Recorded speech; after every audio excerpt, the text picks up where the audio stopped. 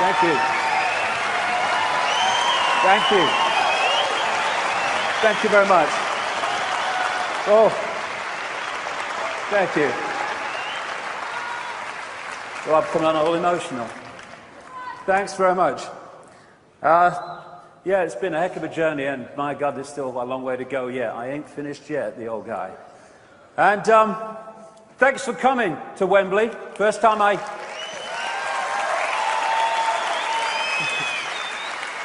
I'd forgotten until I came to look around the place when we were thinking of coming here, but I played football where you're sitting in 1967 as a 15-year-old when my club, Coventry City, had a brain fade and sent their youth team to a national five-a-side tournament full of international footballers.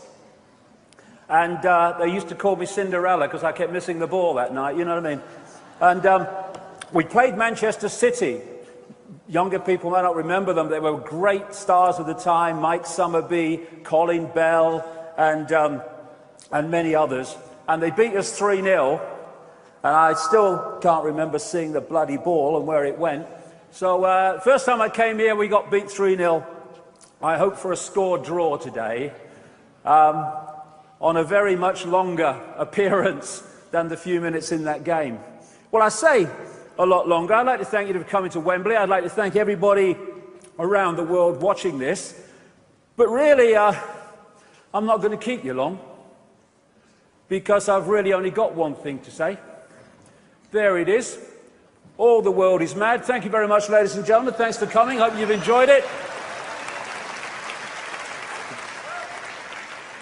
Well, I'll put a bit of detail on it, but pretty much that's it.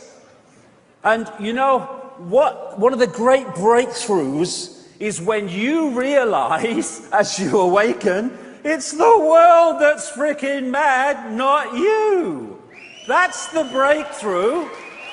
And so we have, I love this, I tried being normal once, it was the worst 5 minutes of my life. And if you're considered sane and credible and normal to a world that is insane, then you've got a problem. So, welcome to the crazy ones today, to Wembley and from around the world. As Krishnamurti said, it is no measure of health to be well adjusted to a profoundly sick society. And this great guy, Frederick Douglass, a great campaigner in America against slavery. I prefer to be true to myself, even at the hazard of incurring ridicule, don't know what that's like, rather than to be false and incur my own abhorrence. When it is uncomfortable, when it is unpopular, even when it is dangerous to speak the truth, is precisely the time that truth should be spoken. And this is precisely the time. And it's very easy. It's a great saying, this, not mine. It takes nothing to join the crowd. It takes everything to stand alone. That's when the true self expresses itself. And standing alone also in a world of clinical insanity.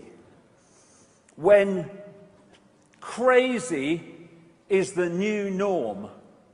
And if you're not crazy to the system, then you are not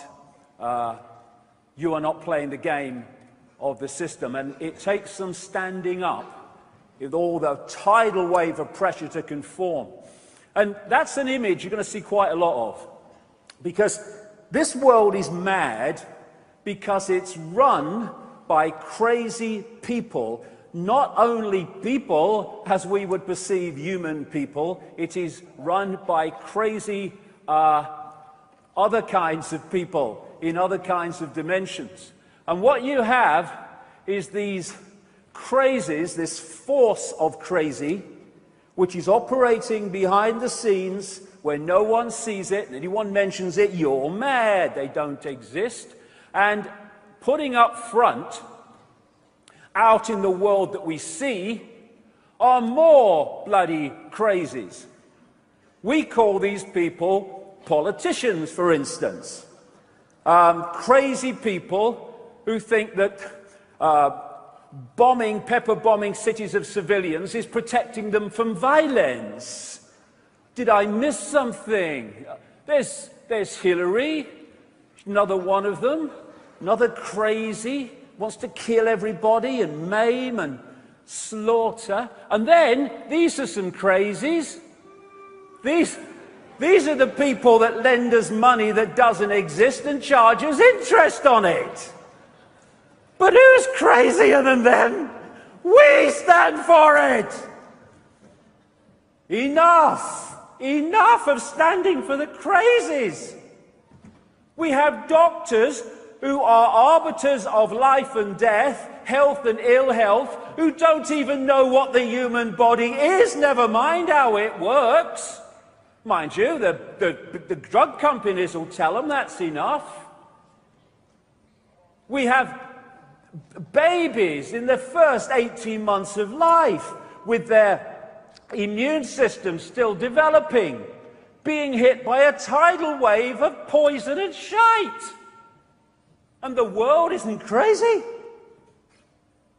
We have teachers telling young people to believe what they were programmed to believe and what they must teach if they're going to keep their job in a state-imposed curriculum dictating what's right and wrong, historically true, and all the rest of it. So we turn out young kids, bright wonder of the world, this new world they're in, bright thinking, imaginative kids, and we put them through a sausage machine and turn them out the other end. And I tell you what, the very fact that so many young people are waking up and seeing the system, despite going through this, shows the power of consciousness over programming.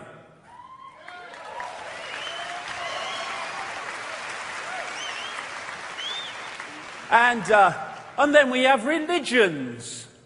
Everyone to their own, but I personally think it's crazy, within the greatness and infinity of forever, to believe that all you need to know is between the covers of one book written by who knows when, in who knows what circumstances, and changed and manipulated by who knows who in the time between then and now. I think that's just a bit crazy. And then we have the crazies called scientists, most of whom spend their time not exploring the mysteries of reality, but in devising more and more effective ways to technologically kill more and more people and to poison more and more people through food additives and drugs. I think that's crazy.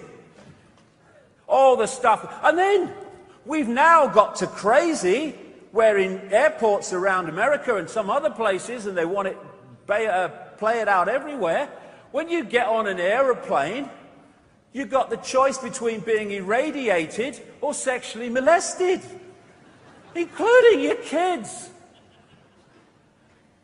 And they say I'm mad. Did I miss something? And then all the time we've got more and more surveillance. This plaque here says George Orwell lived here.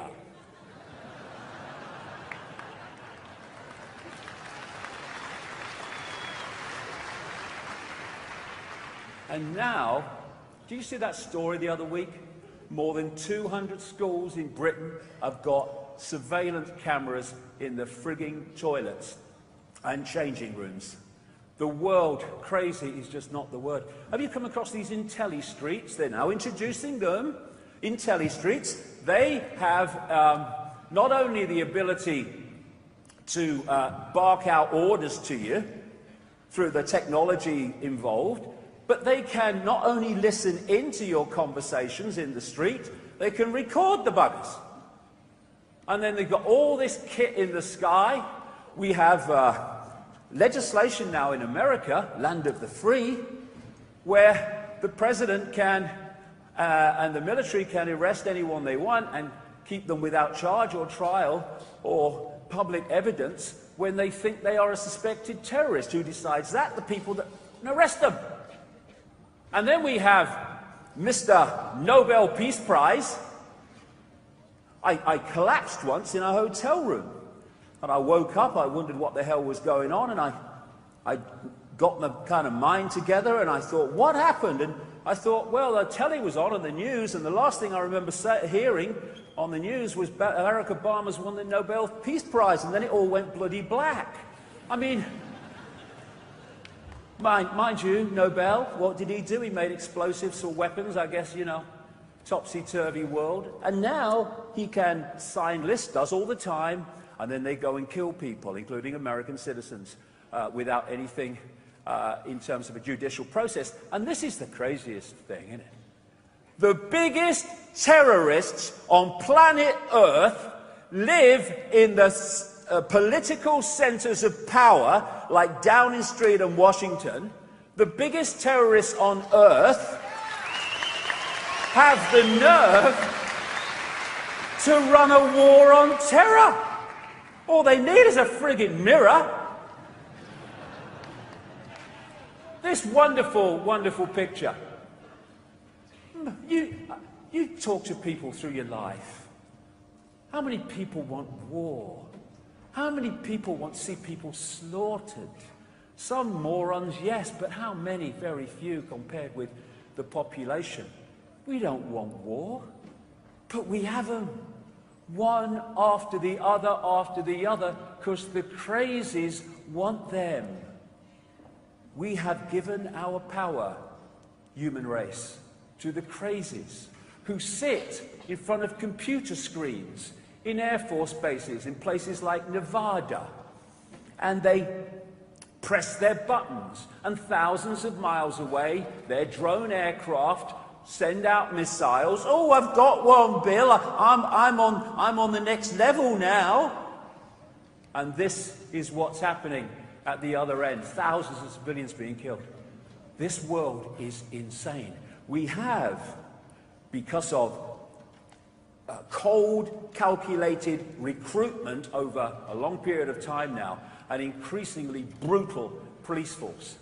We have people being arrested in America for feeding the homeless when people are hungry, starving, and living in tents and cars. What will I grow up to be, Mummy? That's a bloody question worth asking when we look at where we are compared with where they want to take us. The future is here. You know, I've been standing on stages, not as big as this one, but I've been standing on stages and writing books for all these bloody years saying this Orwellian fascist dictatorship is coming. Not because I'm a prophet, no, but because if you can access a projected agenda and where it wants to take the world, then if nothing intervenes to stop it, it's gonna happen. That makes predicting the future a piece of cake. There's nothing to it, as long as you know where they want to take us. And the media, well, they ain't gonna tell us any of this stuff, the mainstream media, because they're owned by the crazies. Here's a news bulletin for you. There you go. Here's the latest news. Good evening, this is the news. The headlines tonight. Bollocks, bollocks, bollocks, bollocks, bollocks, bollocks, shit. Now here's Bill with the weather. That's it. That's it. That's it. You clap, you're awake. Right. Or you wouldn't bloody be here. But vast numbers of people get their minds from this crap, and therefore they become increasingly as crazy as the crazies that are feeding it to them. This is Black Friday. Have you ever seen this? Black Friday in America is the first day of Christmas shopping. What they do to get it going is they put all these little lost leaders with things, you know, very, very cheap, and they open the stores about 4 a.m. in the morning, and there are thousands of people all lining up in the dead of night to get this bargain. Oh, I must have that lemon squeezer, 80 cents, out of my way or I shoot. And it's a situation we had again in America. where they had riots at a Nike training shoe launch because there wasn't enough to go round. And a few people can't control the world. It's a piece of cake. Not only in America, look at it in Britain. iPhone 5, Q hysteria in London. Work, buy, consume, die. Work, buy, consume, die. That's the program they want us to believe in. And so, while all these diversions, in and of themselves, a little bit of pleasure, as long as you keep the peripheral vision, it's all right. But when they take your entire focus, these are hiding the peripheral vision where the real deal goes on. And they make people like flies or moths round a light on a porch. They're so mesmerized by the diversion, they don't see the guy creeping up behind them with a swatter to smack them on the arse. That's where humanity is. Oh, come on, X Factor's on. Oh, that's good. Oh, there you go. Price is Right's on. Oh, there you go. And it's gone on, generation after generation. So there is a connection here, a connection across the generations of the human family in all its glorious expressions that has been keeping us in a hypnotic trance, believing total bollocks, believing it to be real, and to believing that slavery is freedom. Slavery, it works better when you don't tell them. I'm not a slave. What time you got to get up in the morning? Well, I have to get up at 7:30. And then what are you going to do? Well, they have to go to work. And on it goes. And even with all this evidence, large numbers of people still look at the world and say, it looks all right to me. It looks fine to me. John Lennon said, when I was 5 years old, my mother always told me that happiness was the key to life. When I went to school, they asked me what I wanted to be when I grew up. I wrote down, happy. They told me I didn't understand the assignment. And I told them they didn't understand life.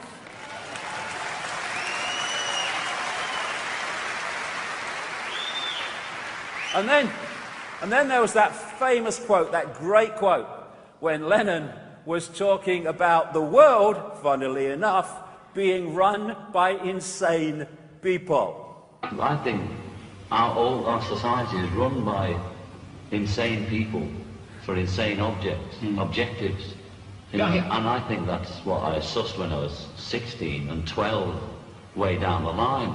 But I expressed it differently all through my life. It's the same thing I'm expressing all the time, but now I can put it into that sentence that I think we're being run by maniacs for maniacal ends, you know. If anybody can put on paper what our government and the American government, etc., and the Russian, Chinese, what they are actually trying to do, you know, and what they think they're doing, I'd be very pleased to know what they think they're doing. I think they're all insane. You know, but I'm liable to be put away as insane for expressing that. You know, that's what's insane about it. Yes! And then there's the one word with a question mark that has been my guiding light this last nearly quarter of a century. Why? Not only is the world crazy, not is it run by crazy people, why? Why? To what end? And to understand that, it takes one heck of a lot of work. Because this is not about one subject. As you'll see today, it's why it's going on all day and into the night. It's not about one subject. It's about connecting dots, putting puzzle pieces together that on the face of it have no connection. But put them together and whoa, the picture becomes clear. What the system wants is for us to focus entirely, if they can get away with it, on a dot. This might be your football team, your career, your family. Nothing wrong with them in keeping with lots of other things, but I'm talking about focus. Focus on whatever takes your focus. Endless things do for endless different people. Because when you're focusing on something, you're not seeing the peripheral vision. It's all right focusing on something, but being aware how it connects into the greater picture. But if you're only there, you're a manipulator's party trick, because the manipulation's going on in the peripheral vision you're not seeing. And you can look at dots, society's dots, this banking scam, this political scam. They're putting this shite in our food and the water. What about them chemtrail things in the sky? What's going on? They're all dots. But you connect them and bingo, the picture becomes clear. It's an elephant in the bloody living room. And that elephant in the living room is that there is a multi-level conspiracy, a multi-dimensional conspiracy to enslave humanity in a fake reality based on focusing people almost entirely in the five sense of reality. And on one level, yes, and I'm going to go into this big time in section 3 today. On one level, yes, it's about the manipulation of the conscious mind world that we see. It's about the police state emerging. It's about vaccinating children, destroying their immune system. It's about the microchip agenda, and all this stuff goes on. But you go deeper, and you find that behind the world we see is a world that we don't see, which is fundamentally manipulating the world that we do. And things like Saturn and the moon are very, very much involved. We're going to get into that big time in section 2 today. And the biggest glue, the biggest cement that brings the dots together is the fact that our reality, the one we think we're experiencing, is nothing like the way we experience it. This is the big one, because if you are researching the conspiracy and you don't see how it connects into the illusory nature of reality, you're never even going to enter the rabbit hole, never mind get deep into it. You're just going to walk around the edge. The common theme of all of it is the control of perception. That's the conspiracy. Everything else is detail. If you can control someone's perception, you control their behavior, you control their actions or inactions, thus you control them. You do that to vast numbers of people, you control the people collectively. And all the time, look at them. There are all these sources of people and institutions that are telling us what to believe, what we are, what's right, what's wrong, what's moral, what's immoral, what's mad and what's sane, and all this bloody stuff. And while all this is going on, the real knowledge, which I'm going to be talking about at length today, that what they really don't want us to know, is held in the upper levels of these compartmentalized secret society pyramids, and the people are kept in ignorance of that knowledge. Thus, we are being manipulated by knowledge that we don't even know exists. And this is what they want us to believe. I have no power. That is the perception of perceptions in the desire of the control system. Because if we think we have no power, we express no power, and thus we have no power, even though we are all powerful, all knowing, all that is, has been, and ever can be. So we stand here now. I've been saying this for years, but my goodness me, it's becoming more and more blatant.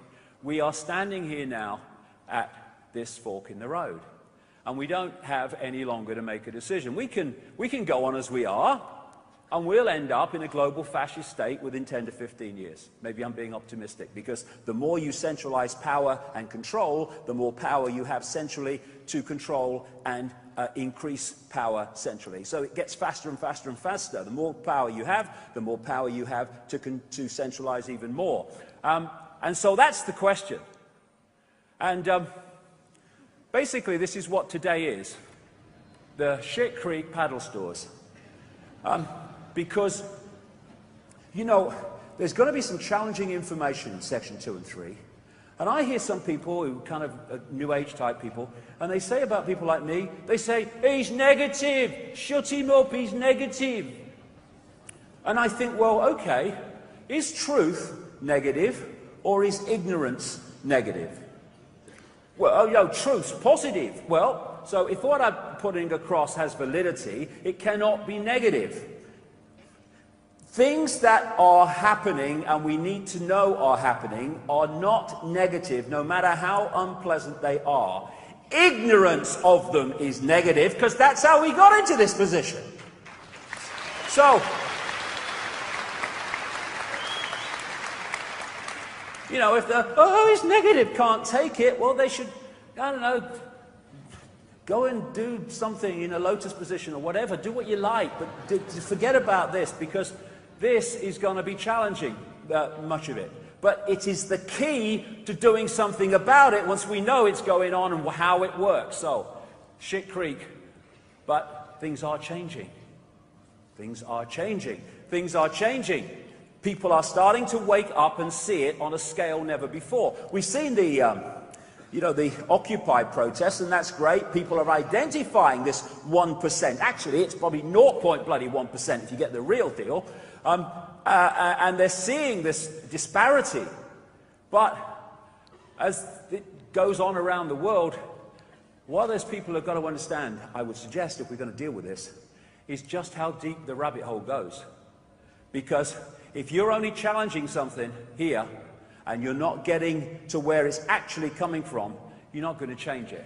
You're just going to get more and more frustrated.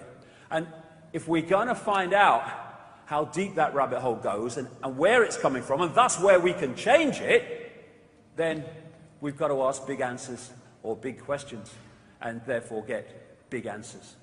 We don't tend to do this. We tend to ask when the football's on, we also tend to ask this and that, and, you know, what time the game show's on, but we don't ask the big questions. Big questions. Who are we? Who are we? What is a human or beyond human? Where are we? What is this reality? What is it? Why is the world as it is? Why is the world run by maniacs for maniacal reasons? These are the big questions, and you start to get big answers. The establishment institutions of science, education, media are not going to tell you, because the crazies control them. And when you open your mind, and you open your heart, and you go where that takes you, you realize that this physical world is an illusion. As the great American comedian Bill Hicks said, all matter is merely energy condensed to a slow vibration. We're all one consciousness experiencing itself subjectively. There's no such thing as death. Life is only a dream, and we are the imagination of ourselves. And what a great quote that is. And if I could put the conspiracy in one sentence, it would be the manipulation of the imagination of ourselves, which is what? The manipulation of our perception. And when you realize the illusory nature of the world, you also realize how easy it is to manipulate people to manifest the world that which is manipulated, the perception, wants you to create. I mean, these are just a few kind of tricks that trick the brain into seeing what's not there. I love that line, optical illusions. They're great for throwing off drunk people. And these are all on a flat pavement. There's no three-dimensional nature to them, but the brain is tricked into seeing what isn't there. Same with that. That clearly is not there, but the brain is picking it up that it is. These lines are actually straight, but the brain can't decode it that way, so we don't see them as straight. Some people will see that as a glass, some people will see it as two faces looking at each other. That is on a flat surface. It's not three-dimensional at all, it's just been painted on it in a certain way. So is that. The lady there is also painted on. And it just tricks the mind. So does that. It's so easy. And these are simple, simple examples. Now imagine if you in the deep shadows know how reality works and how we're decoding it, you have the knowledge to manipulate what we decode, believing it's real, much deeper than just these simple illusions. Einstein said reality is an illusion, albeit a persistent one. And after 25 years nearly of researching this in nearly 50 countries and all the rest of it, and I've been saying this for years now, as many people will know, I say that that illusion is persistent because we are living in a virtual reality universe. And it was only this very week that I picked up a paper, and after I've been saying this for years and years and years and years, and found that these physicists say they may have evidence that the universe is a computer simulation. Hallelujah. Keep going, guys, because it bloody well is. And it explains so much about the world that we are experiencing, as I'm going to get to in detail. Now, when you look at, video games and stuff like that, and computer simulation games today, they're getting closer and closer to the reality we're actually experiencing. This is the guy's real face. This is his virtual face. And more, we're having training films and video games that are getting closer and closer to the reality that we're experiencing. Here's this guy. They train bloody parachutists. Hello, sir. I'm just landing in the desert. And it seems so in the best of them, as it seems so when people do it in this one. And people are learning to fly overwhelmingly through their training on simulation technology. Some hospitals are using virtual reality technology to change dressings in burns units because the virtual reality affects the experience, i.e. the experienced reality of the patient, to the point where they don't feel the pain anything like as much. And in these more sophisticated computer virtual reality games, then what are they doing? They're hacking into the five senses. That's what they're doing. Hacking into sight, hacking into touch. And even though they're just technology and information being fed to the mind, they can be incredibly bloody real. This one is incredibly bloody real. And what are they doing? They are hacking in to the five senses, hacking into a system through which we create this reality. The body is what I call a biological computer, and the senses pick up vibrational information, they turn it into electrical information fed to the brain, and the brain then constructs reality based on that information. And all that virtual reality games are doing is hacking into it and feeding different information for the brain to decode into an experienced reality. Now, what if that was happening here in terms of this, which I'll get to in section 2? The reason they can connect the brain to computers and have interaction is because they're connecting two computers, one fantastically more sophisticated than the other, but the principle is the same. The five senses are just a decoding system. Taking, like I say, vibrational information. The ear is the classic example, of course, but they're all like this. It takes vibrational information, it transfers it as electrical information to the brain, and the brain then decodes the sound. As I'm speaking now, passing between me and everyone else is not words, it's a vibrational information field coming from the vocal cords. The ear picks it up, decodes it into electrical signals to the brain then hears what you're saying. We only hear people when we've decoded what they hear, what we're hearing, and that's why you can hear somebody and hear completely different words and meanings and expressions to what were given, because your decoding system has intervened in that process, maybe because you don't like the person or whatever. The tongue is the same. You take electrical information, you turn it into electrical information to the brain, and then you taste. Oh, that's nice, when this decides that. Same with smell, the same system. Same with touch. You know, some pain relief situations now in hospitals, they stop the message going from the point of the pain to the brain, and if the brain doesn't get that message, it doesn't feel pain. So I've said many times that this is the stadium on which the human race is controlled. Because if you can control the way this decodes reality from the information it's receiving, then you control that person's perception of self and reality. That's the foundation of it all. Everything else, like I say, is detail. So, in this scene from The Matrix, when Neo said, "This isn't real," and Morpheus said, "What is real?" How do you define real?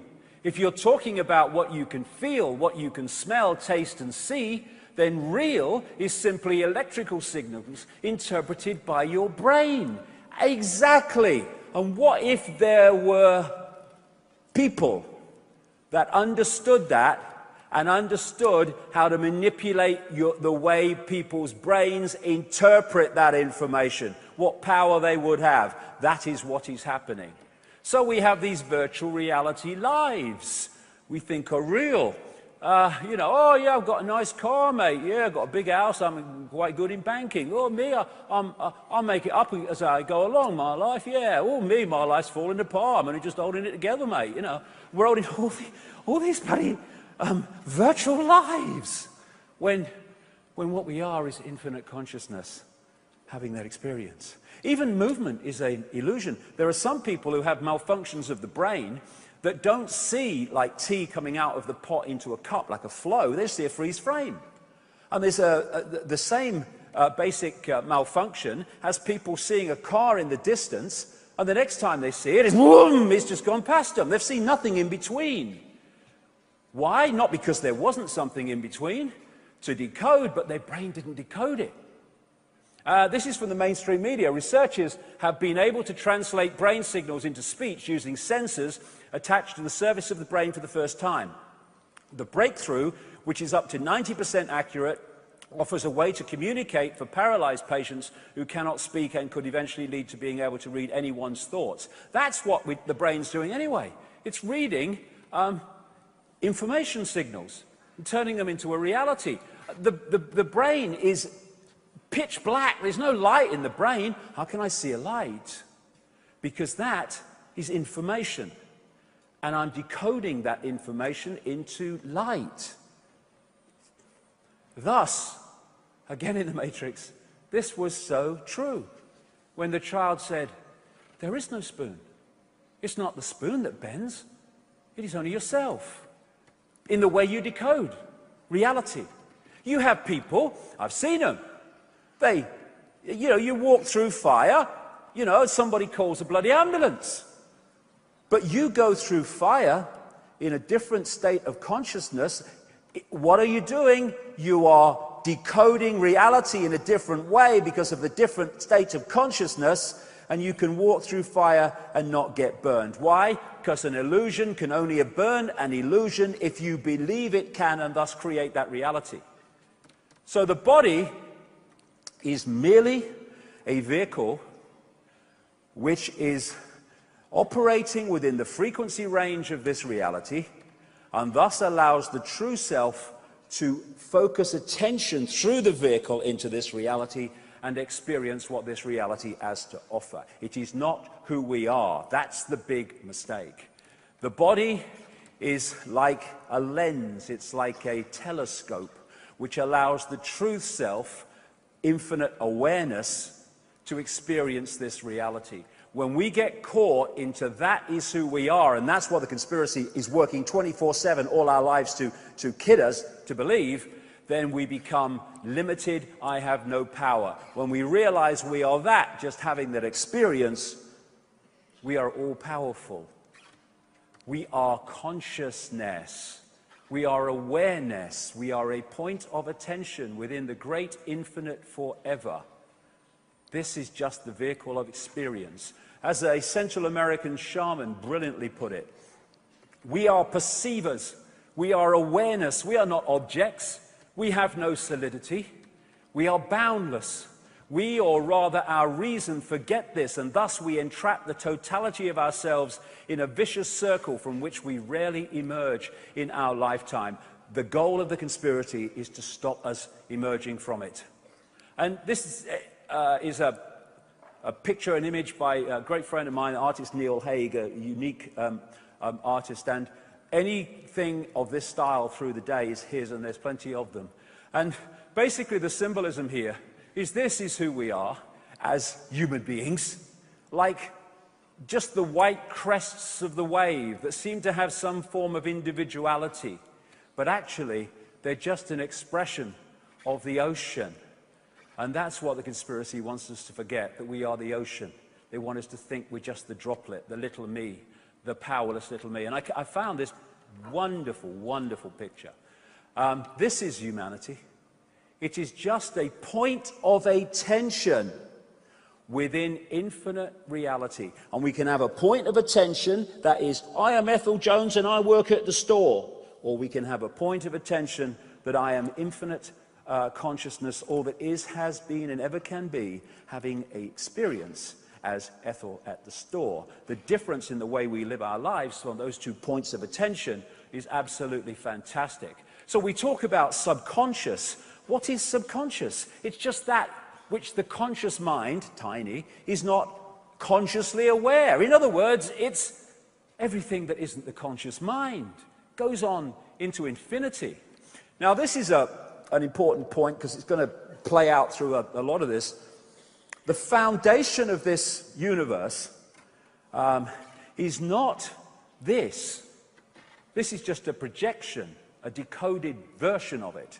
The foundation of the universe is vibrational waveform information fields, which we decode through the electrical into what is the holographic. I'll get to that. In other words, this world is a reflection of that. This is where it all comes from. We're going deeper in the rabbit hole now. Even colors are frequencies, waveform frequencies. It's all they are. Everything in this reality is a waveform frequency. And so this is what I call the metaphysical universe. This is the waveform construct in all its forms, and we're decoding it through into what appears to be a solid world. It's actually illusory solid, holographic. And not only are we decoding this, we are also posting information onto this by our thoughts, responses, and actions. It's a two-way thing. It's like the cosmic internet, as I'll get to. So when Plato, ancient Greek philosopher, and Socrates and all that stuff around that time, Aristotle, Plato talked about the illusion of the world being shadows on the walls of a cave, which people took to be real, when it was just a projection of something else. All that time ago, spot on. And therefore, this waveform information becomes this only when it comes through this. Not just the brain either, the whole genetic structure is part of the decoding system. So this does not exist out there. There is no out there. There is only in here. And in here, which I'll really get to. And it's the same with the internet. There's no internet out there to a computer. It's within the computer's decoding process that it exists. And thus, the crazies want to, and have up to this point, not least because humanity has not understood what's going on because it's not told, they have sought to intervene into this process to dictate what emerges and manifests as our experienced sense of reality. In other words, humanity is under mass hypnosis. But you know, isn't it funny? We use these phrases and we use these words and we throw them away. They have such profound meaning. People say, I woke up and I could suddenly see it. Yes, woke up from the hypnotic trance. That's exactly what it is. And these are the hypnotists.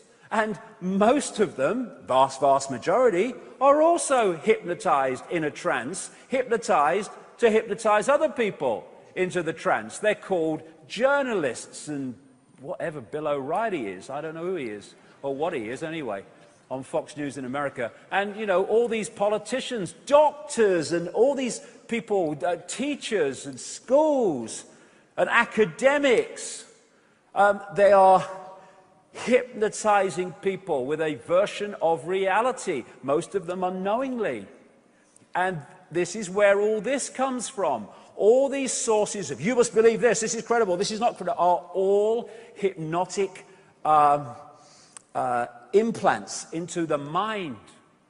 And we live in what I call the wireless cosmos. And this is why we literally don't see it. Nowadays, of course, you've got the wireless internet. The Wembley Arena's probably, I'm sure, got the wireless internet. Okay, where the bloody hell is it? It's here. I could get this computer here, and I could log it in, and in the middle of this stage, with no wires attached to it, I could log into a worldwide reality, a collective reality that can be picked up in South Africa, America, Britain, in Russia, everywhere that it's available. And that's what we are doing through the body computer. We are picking up information from the cosmic internet, as I call it, and we are decoding it into a experienced reality. And what we decode from it and what we don't decode from it is dictated by the way our decoding system works, and that is immensely dictated by our sense of perception. So what is the internet? Well, people say, well, it's graphics and it's words and it's pictures on a screen. Well, yes, it is, but only on the screen. Everywhere else, it's electrical circuits and all this stuff. Okay, what's TV? Well, it's moving pictures on a screen. Yes, it is, but only on the screen. Everywhere else, it's electronic circuits, it's digital stuff these days, or it's the old frequency, analog stuff that's still around. That's what most of it is. Only on the screen is it that. Well, only on our screen is this. Any other time, it's a vast information construct. And because we're all decoding the basic same construct, that's why we see the same lights. That's why we see the same blue car passing. But what we think of that car, whether we like it or don't like it, or the rest of it, is our unique spin on that collective virtual reality game that we're experiencing. Now, I make the strong difference between what I call body-mind. This is so important to the conspiracy as we go through the day. What I call body-mind and what I call consciousness. Body-mind to me is the body and the lower auric field mind that operates in this reality, basically. And this consciousness is the greater self operating beyond this reality, with therefore a very different view of this world from its perspective of attention. And of course, if you were on the internet and your consciousness, symbolically the guy with the keyboard and the mouse, had control of the computer, well, that's great, because you're deciding what websites you go to, you're deciding whether you like them or whether you don't like them, you're making all the decisions. But what if this became detached from that, and that went away on its own, making its own decisions, deciding where it's going to go and what it thinks of it? Suddenly this is banging the keyboard and tapping the mouse, nothing happening. And that's what the conspiracy is about. It's isolating body-mind, that which is having the experience, from the greater self. That's why we live in a society that's entirely about attracting and controlling and hijacking the attention of the five senses. And, of course, everything is one. We'll get into this. Everything is one. But that one has multiple infinite possibilities and expressions. Thus, mind and consciousness are of the same substance, but they're not in the same state of perception and awareness. Consciousness can be symbolized as the ocean, and Mind, still the same as the ocean, in water in this symbolic case, but it's much denser, much more limited in its ability to perceive. And this is where humanity is when this is what humanity really is.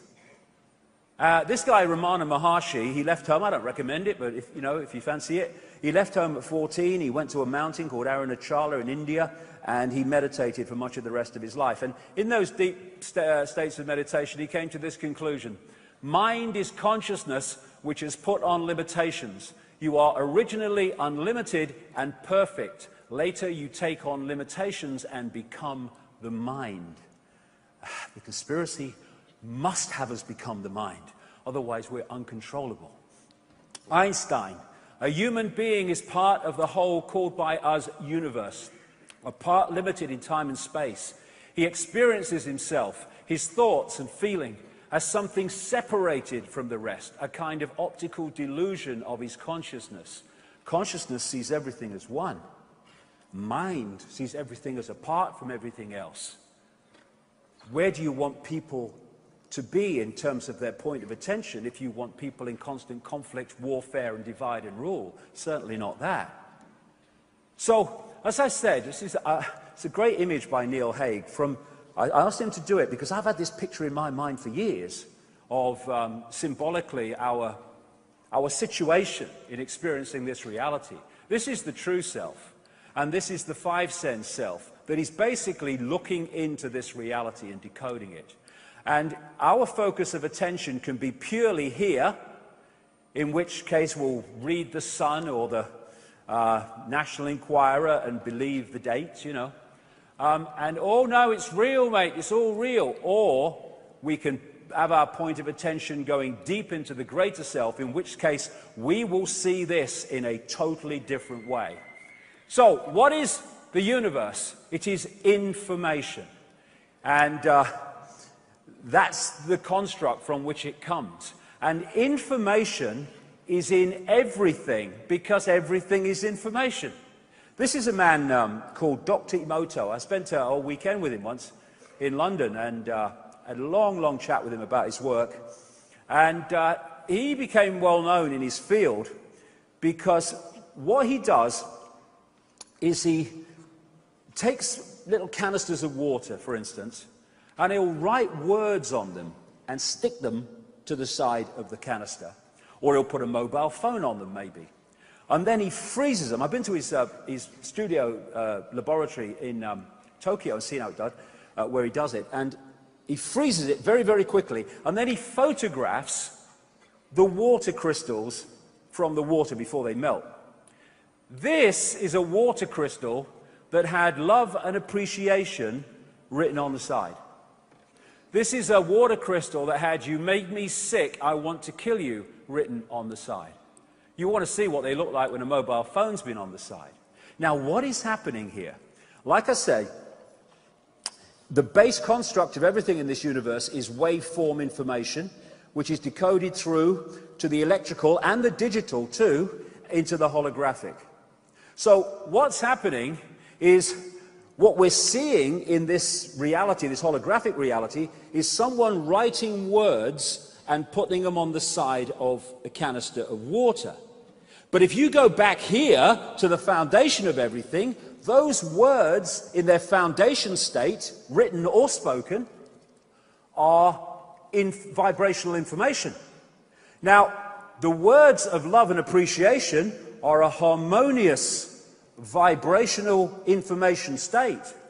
So when they impact upon the vibrational state of the water, it's geometrically beautiful because it's harmonious. You get words like "You make me sick, I want to kill you," and you take them back from the written state into their foundation state, vibrational information, and it's a very distorted information state because of the intent behind them. And therefore, when it plays through, it distorts the harmony of the water, which you can see in the crystals. And everything is information. There's an organization in Germany called the Aerospace Institute in Stuttgart. And if you put into YouTube the words "water has a memory," you'll see a little video about this. What they found there is the ability to photograph information in water droplets. And for instance, what they have done is they had this big canister of water and they put a flower in it. And then they took the flower out. And then they photographed the individual droplets, or some of them. Every single droplet had that entire flower within them. And it had only been in there a little while. Every single droplet. That information, the flower, had been transferred to the information of the water. They then got a group of people from the local community to come along, another big canister of water, and they were asked to take 4 droplets each and put them in a little dish with their name on.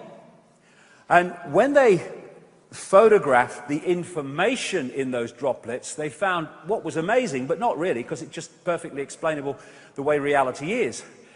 Every single one of the 4 droplets that each individual put into the dish of their own was the same virtually, but every 4 grouping was different.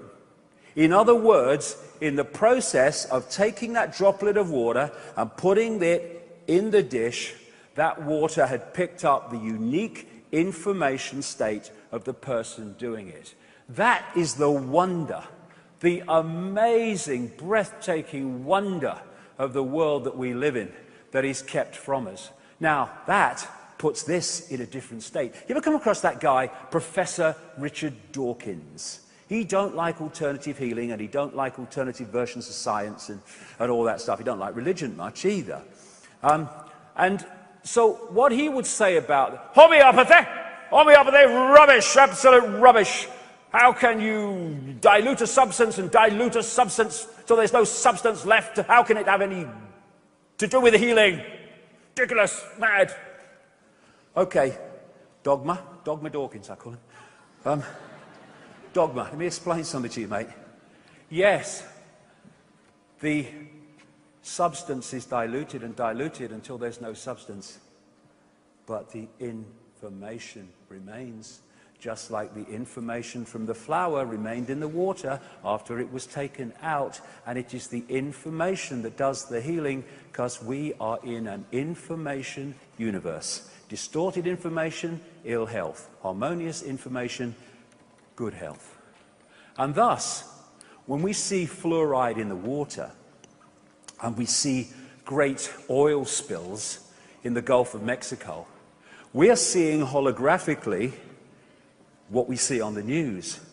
But take it back to its foundation, vibrational waveform construct, and you're looking at these substances massively distorting the information harmony of whatever they have polluted. The information construct of the planet is being distorted systematically for the reasons that I'll come to as the day unfolds. And therefore, when you are talking about everything being information, being awareness, then when you look at the holographic level, it might be a mountain, it might be a tree, a forest, or whatever, you're looking at something that is conscious. It's a rock. No, it's not just a rock.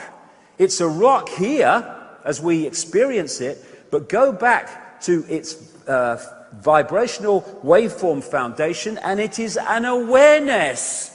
And thus you can communicate between awareness at that energetic level. He talks to rocks. I don't talk to rocks. I talk to the consciousness that holographically is expressed as a rock. Oh, I do talk to rocks. I'm having a chat with you, mate. But anyway,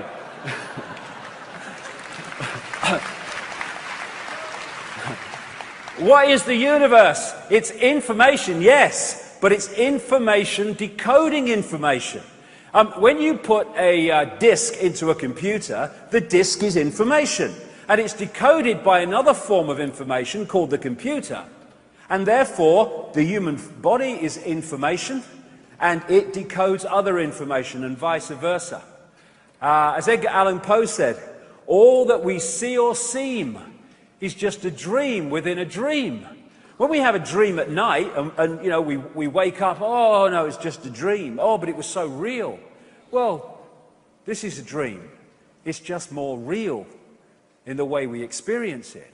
And the human body too, like everything, is not physical. It's a holographic, illusory physical form, which in its base state, here we go again, is waveform information. This has massive implications for healing, true healing. Because what the medical profession does, and the big pharma, it wants to heal this. Well, it doesn't. Some of them do. The big pharma doesn't. He wants the bucks, but it wants to treat this. But this is just a projection. That's why it only treats symptoms, not causes, because the causes are here in information distortion. If you harmonize the distortion, that must heal, because that's just a projection of that. Bloody so simple. And this story kind of encapsulates just the illusory nature of everything. There was a guy called Michael Tolbert. He wrote a great book back in the 90s called The Holographic Universe. He looked at the scientific evidence for the fact that this is a holographic, illusory physical world, which it is.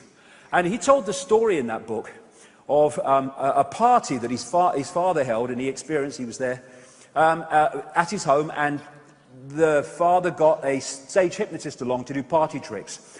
And he got this guy, his name was Tom, sat him down, and he said to him, after he'd done his, you know, you're eating an apple and it's really potato stuff. And what's that? What's that? What is the hypnotist doing? He is telling the decoding process, it's a potato. You're eating an apple. So when the vibrational information from the apple becomes electrical information to the brain, instead of the brain decoding the apple, because it's been encoded to believe it's an apple, potato, that's what it decodes. And you try telling somebody eating an apple that's a potato that it isn't an apple. Look, mate, I can taste an apple. And they say this about everything. Oh, look, mate, I can see it. Oh, look, I know it's real, but it's just the way we're decoding it. And in this example, as he was starting to bring Tom out of his hypnotic state, he said to him, when I bring you back to waking state, Tom, you're not going to be able to see your daughter in the room. And what he did then was led the daughter to stand in front of the father. So he's looking in her belly. And he brings him out of a trance state, apparently, and he said to him, can you see your daughter, Tom, in the room? And Tom's looking around, he said, can't see anything. No, she's not here. She's here! And she's laughing. But he's saying she's not in the room. Everyone else is in the room that can see her, but he can't, for reasons I'll come to. And then the hypnotist went behind the daughter, with put his hand in the small of her back, and he said, I'm holding something, Tom. What am I holding? So he looks, and it's so obvious to him, it's a watch. He says, there's an inscription on it, Tom. What is it? He peered forward, he read the inscription. His daughter's between him and the watch. Dogma Dawkins, rubbish! Not possible, not possible! Well, let's have a look, Dogma. Let's have a look here. What's gone on? The foundation of the daughter, like the foundation of this entire universe, is waveform information. And if the father does not decode the waveform level of the daughter into holographic reality, she does not exist in the reality of his conscious mind, because he's not decoded her into that level of reality. Everyone else in the room can see her because they've not had the hypnotic blocking mechanism put in there saying, you're not going to be able to see your daughter, Tom. And only when he decodes her into holographic reality can she appear in his reality. And if she's not been decoded into his reality, he can see what's behind her, because at that level of reality, she's not there. She's at another level of frequency.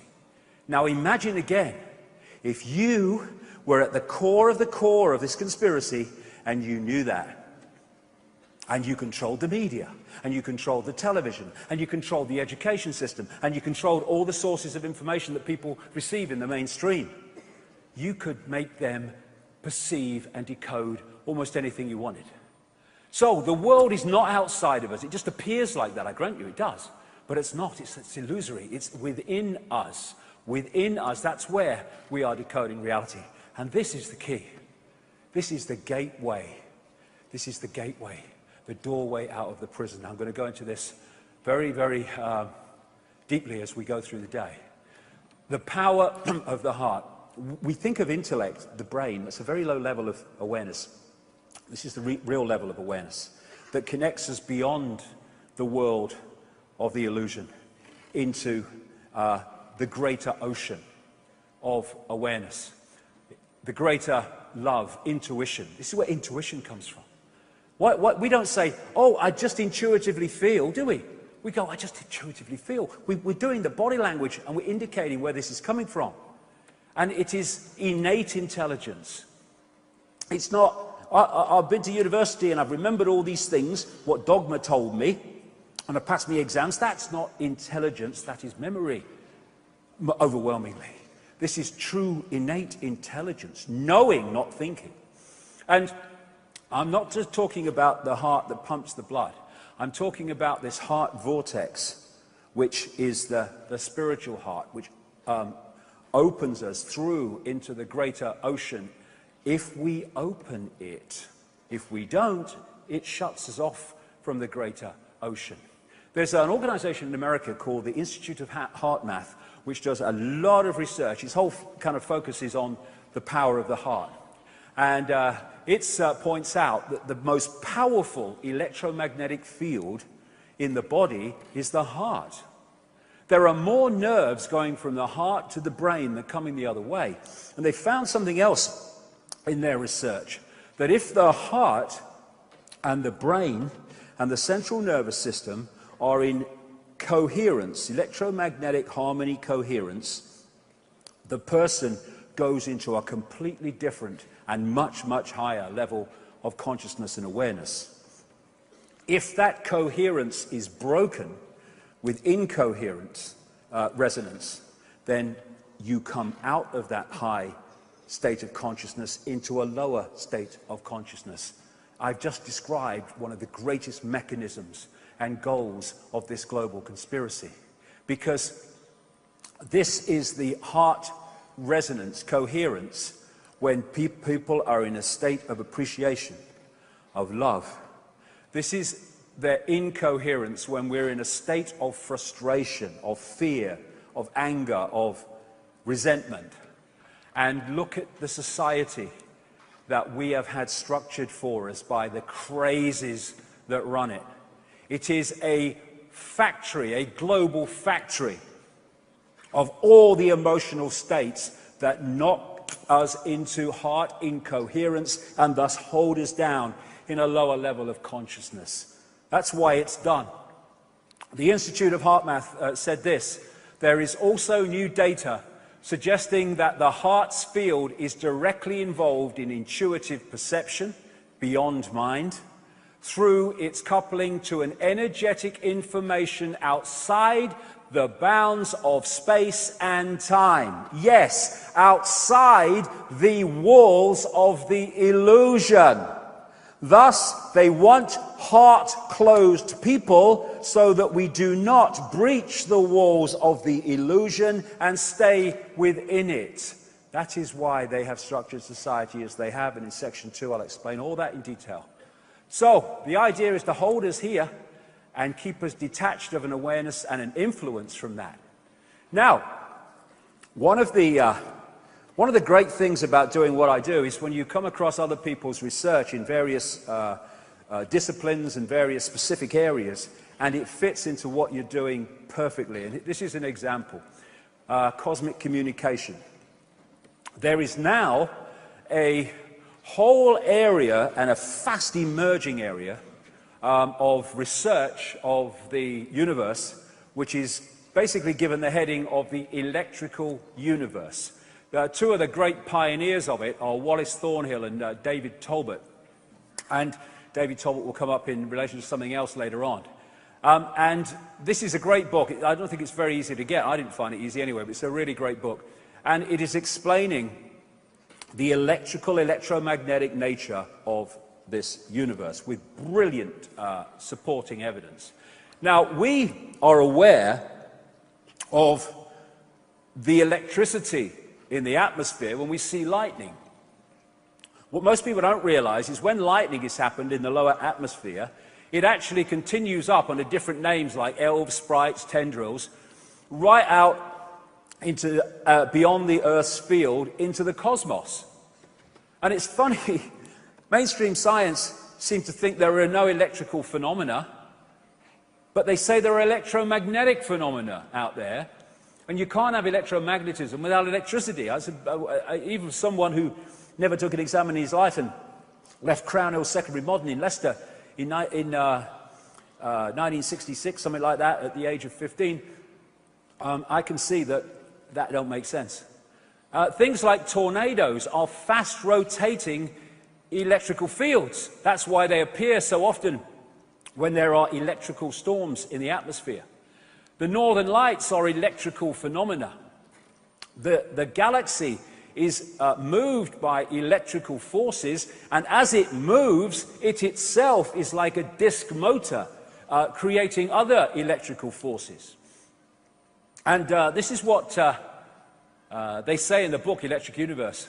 The electrical force is about 1,000 trillion times more powerful than gravity. And it's clear when you look at it that it's not gravity that holds things together and holds planets in their orbits. It's electromagnetic forces, which will become very significant in stage 2, part 2 today, because if the planets of bodies are held in their orbits and held in some form of stability by electromagnetic forces, then anything that distorts those forces is going to cause those bodies to go walkabout, which has happened in this solar system in relatively recent times, which I'll get to that later. Now, this is mainstream science. 99.9%, 99 in fact, of the universe, the visible universe, is plasma. And plasma just happens to be the virtually perfect medium for electricity to pass through. One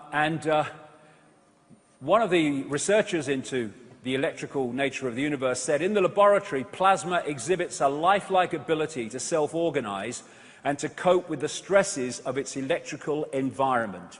Why can it lifelike self-organize? Because, like everything else, it is an expression of consciousness. It is an awareness.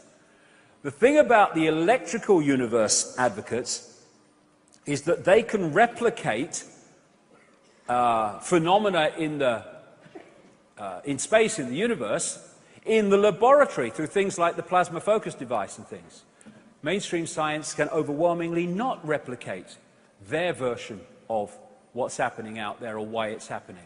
Comets are electrically affected forces as they pass through an electrical universe, creating electrical phenomena. The sun is virtually entirely plasma. Why? Because it is a filterer and a processor of electricity in the universe. And things like solar flares are just massively greater examples of things like lightning. Now, the official mainstream version of the sun is that it has some nuclear core which passes heat out through a radiative zone and a convective zone and punches holes in, like they call sunspots, in the surface, and thus the more sunspots there are, the more the solar activity at the time. Well, there's a few things to that. First of all, there's no evidence of a radiative zone, and the convective zone is 1% of what it would need to be for that to be true? And also, if it's coming from the core and going outwards, why is the surface incredibly cooler than right out in the sun's atmosphere? Why? Because it's coming the other way. If you look at the sun in an ultraviolet level, there is this torus or donut around the sun, and it is gathering, bringing in electricity from the universal electrical field, because the universe operates electrically like we do, it operates vibrationally, it operates digitally, and it operates holographically, just as we do. And so, when it has taken in a very, very powerful amounts of electricity, it discharges them because it can't hold them anymore, just like lightning discharges in a very electrically powerful atmosphere. And it punches holes in the sun that we call sunspots. And therefore, the more electricity is being picked up by that torus, the more it is discharging, the more sunspots, the more solar activity can be measured by sunspots. And this is one of the cycles, and I'll just take you through this cycle. Global warming, yeah. Global warming, global warming, global warming, yeah. Global warming, yeah. Global warming, global warming.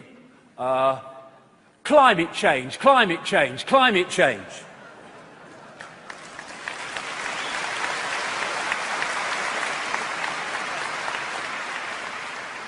And there is another phenomena of the electrical plasma universe, and that is something called Langmuir sheaths, after a man called Irving Langmuir, who basically came up with the concept.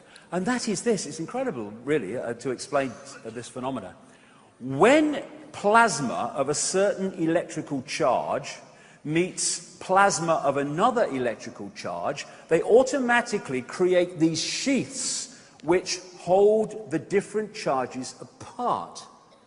And thus, a planet or a sun is an electrical phenomenon on one level, and therefore the plasma around it carries a unique electrical charge coming off that planetary body. Thus, we have the planetary energy fields, or magnetospheres, which are created by electrical phenomena which impregnates the plasma with a certain charge that's different to another charge, and thus we have magnetospheres. And we have magnetospheres in a way called the auric field. And we, as human beings, are interacting on this electrical level, as we are on the digital, holographic, and vibrational level, with this cosmic internet. The electric universe that these people are brilliantly coming up with is one level of the cosmic internet, the interaction of information. And now we can start to see, I'll get into this later, how technology like HAARP in Alaska, which bounces radio waves of great power off the ionosphere, etc., can hack into this electrical system and change the weather and create things like earthquakes. That's what it's doing. It's hacking into these systems. And of course, the brain is working on an electrical level. That's mainstream science. But the body, the genetic structure itself, on one level is massively electrical. And on that level, we're interacting all the time with the electrical universe, picking up information from it and posting information on it with our thoughts and emotions. Another thing with the plasma electrical universe is as electricity is passing through plasma, these are called Birkeland currents, the phenomenon automatically makes these electrical forces twirl around each other, and as they create electromagnetic fields which hold the electrical forces in place. It's bloody genius. Probably somebody did that, that's why, but this is the way it is. This is the double helix nebula, a very massive version of that. But these Birkeland currents are tiny, tiny, tiny, going up to enormous, beyond our imagination in size, on the electrical level of the universe. And like I say, there you go. And there you go. DNA. DNA is another expression, as above, so below, of this phenomena that I'm talking about here. That's why it looks as it does. That's why the electrical level of the universe and brain cell activity, because we are interacting with it. We are different. We are a smaller version of the whole for reasons I'll come to. And of course, the heart electromagnetic electrical field is also interacting with the greater universe. And we are doing that through the energy lines of acupuncture, with the chi energy, that's doing the same. I'll talk about that in a second. By the way, this photograph was taken the moment someone told him that Barack Obama had won the Nobel Peace Prize. That was when it was taken. But, and of course, the Earth is also interacting with the greater field. This is what ley lines, meridian lines, the lines of force are that interpenetrate and go all around the planet, and where lots of them cross, massive vortexes appear. And it was at those places that the ancients used to put their great standing stone circles, because these were places of communication, transmission and receiving information. That's why they used crystalline rock, for that reason. And if you look at the animal world, they haven't been to school. They don't watch the BBC and all that stuff and Fox News. Therefore, they've not been desensitized from these greater connections as we have. This is what we've been happening. We've been desensitized from them, so we lose an influence of them when we go into our little five-sense world. This is why animals can sense things like earthquakes and weather and all these other things that humans in their present state can't, but should in their natural state.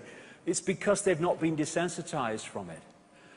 So, in terms of reality and the conspiracy that I'm going to expose on a massive scale today, we've been living a false identity. That's how they do it. They take infinite awareness, all that is, has been, and ever can be, and they turn it into Charlie Smith, who drives a bus, who identifies himself with Charlie Smith driving the bus. That's how they do it. They give us a false identity. It's a gigantic hoax. Hello, mate, how are you doing? Oh, it's all right. Kids are doing well. All right, what's been going on? Oh, they've gone to university. Oh, really? They're good programming. Then, yeah, I thought that was good. Yeah, that'd be all right. What about you, mate? Oh, my life's in a terrible mess. I don't know what I'm going to do. All that's going on. All that's going on.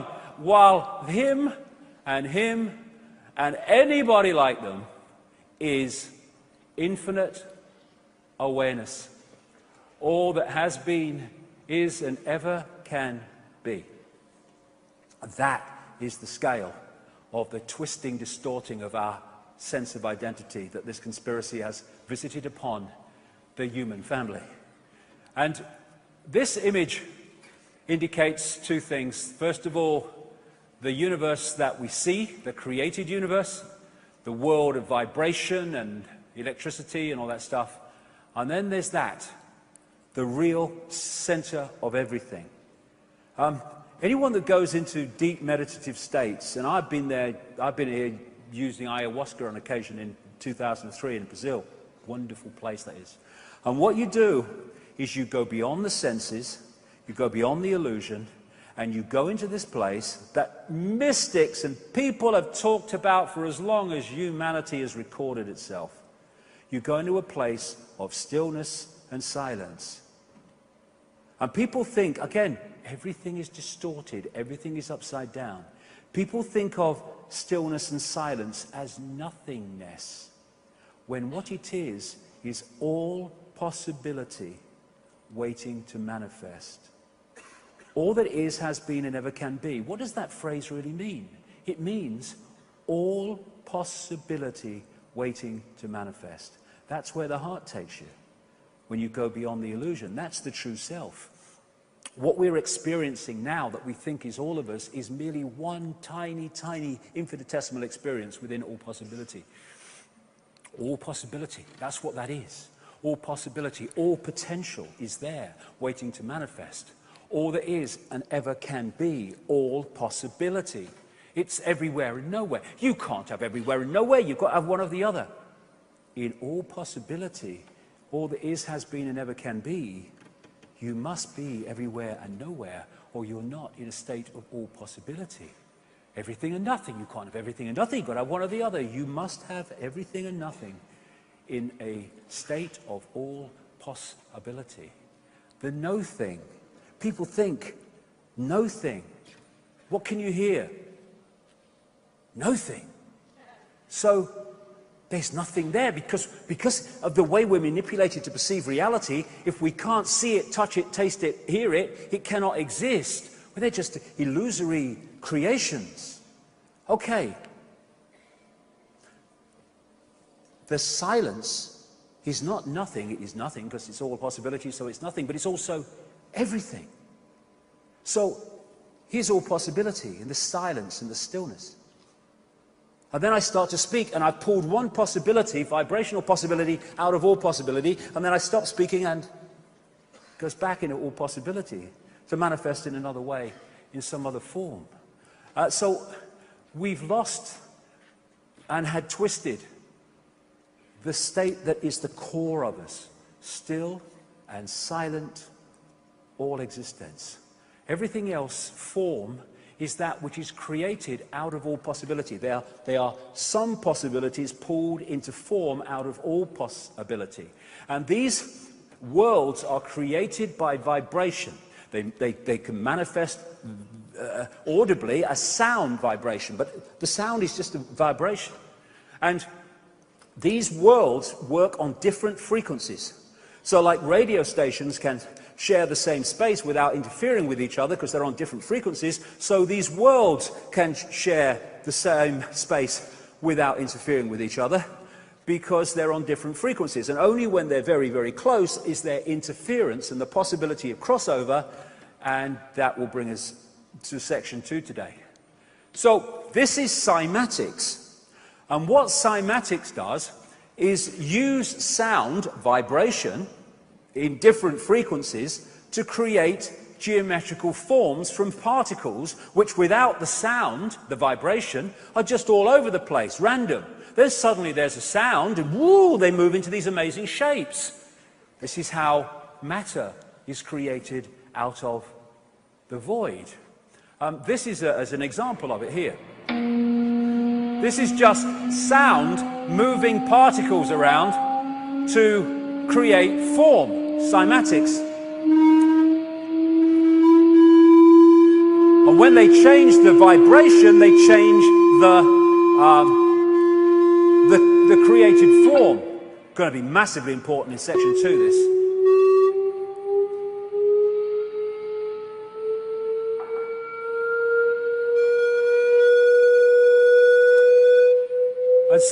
And so this reality is just a frequency range, interpenetrated by other frequency ranges, some which interfere with it, most that are so far away do not even begin to interfere with it.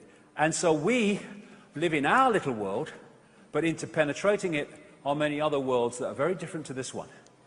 And our frequency range, this is crucial to understanding so much that's coming today, is tiny. I don't go with the dark matter, dark energy stuff. I just talk about the visible and invisible universe. But this is what mainstream science says. Of that which exists in the universe, that which we perceive, the electromagnetic field up to a point, and visible light. Visible light is the only frequency range that we can pull into a world that the conscious mind can perceive. Everything else is beyond it.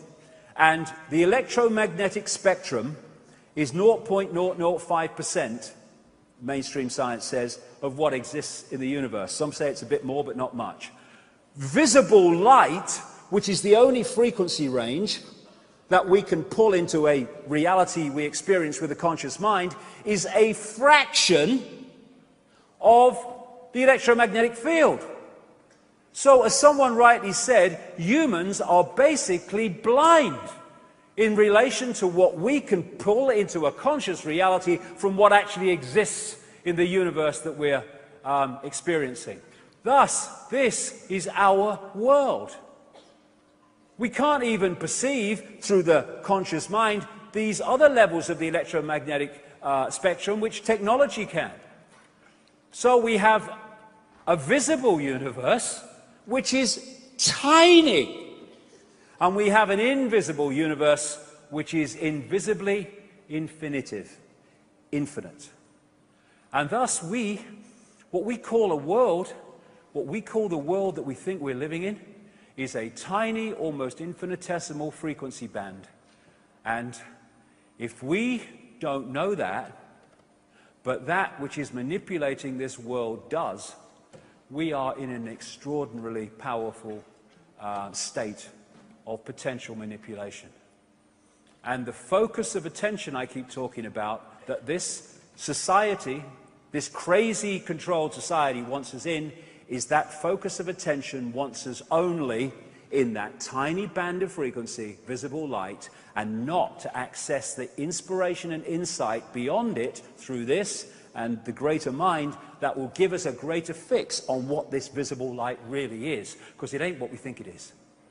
So if we come into this reality and we hold a connection to the greater self beyond it, what I call consciousness, then we've got everything we need. We've got the five senses and the body-mind to directly interact with this frequency band and to get a fix on that level of what's going on and to interact with it. If consciousness, the greater self, wanted to interact with this frequency band, it couldn't hold this because it's on a completely different frequency. So the outer shell, the body that we take on, is within the frequency band that we want to interact with, and thus we can pick things up and they stay in our hands. And so we've got everything we need. When that level of us sees information from the news or politicians or whatever, this level, beyond the illusion, is filtering in insight and intuitive knowing that goes, it's a load of bollocks, isn't it? Yeah, right? But if we don't have that filter, then this can believe it, and does. And if we get disconnected from that, and we only have this, where are we going to look to get a fix on who we are, where we are, and what's happening in the world? We're not going to go there because we don't accept that exists. This is our reality. Where are we going to go? We're going to go in this direction. And what's coming back? The newspapers, the education system, the politicians, the banks, and all the other stuff. This is what the conspiracy is. Isolate them in the five senses, then program the five-sense level of reality with a sense of self in the world that turns them into our slaves. That's the bloody story. And once that happens, we become bewildered humanity. Where am I? What's going on? Open. You see what's going on. Time and space. Oh, it's got to be time and it's got to be space. Well, it's not, it's an illusion. It's a decoded illusion. This is why when you go into the heart and through out of the illusion, there is no time and there is no space, because it's part of the construct. See, if you put a disk, in, like a computer game, information into a computer, upon the screen comes decoded information that has scene following scene, time, and it has depth and perspective, space, and yet it's just information on a disk being decoded. And once we get caught in the time illusion, and my goodness me, the whole of society is based on time. What's the time? What's the time? Is that the time? Oh my God, no time. Oh. And that which is the greater self beyond the illusion does not happen or operate within time and space. It's just a construct. It is outside of the construct. Thus, if that inside the construct, the experiencing level, is caught in time and space, at the passage of linear time, then it is already disconnecting on that level alone from that which is no time. And people say, well, and that's the idea. And people say, well, there's got to be time. But there's not got to be time. There's got to be decoded time. I mean, look at it. Look at the time we have. I mean, there's an invisible line in the ocean. And if you go one way, you go into yesterday. And if you go that way, you go into tomorrow. But it's not even bloody straight. Look at it. Oh.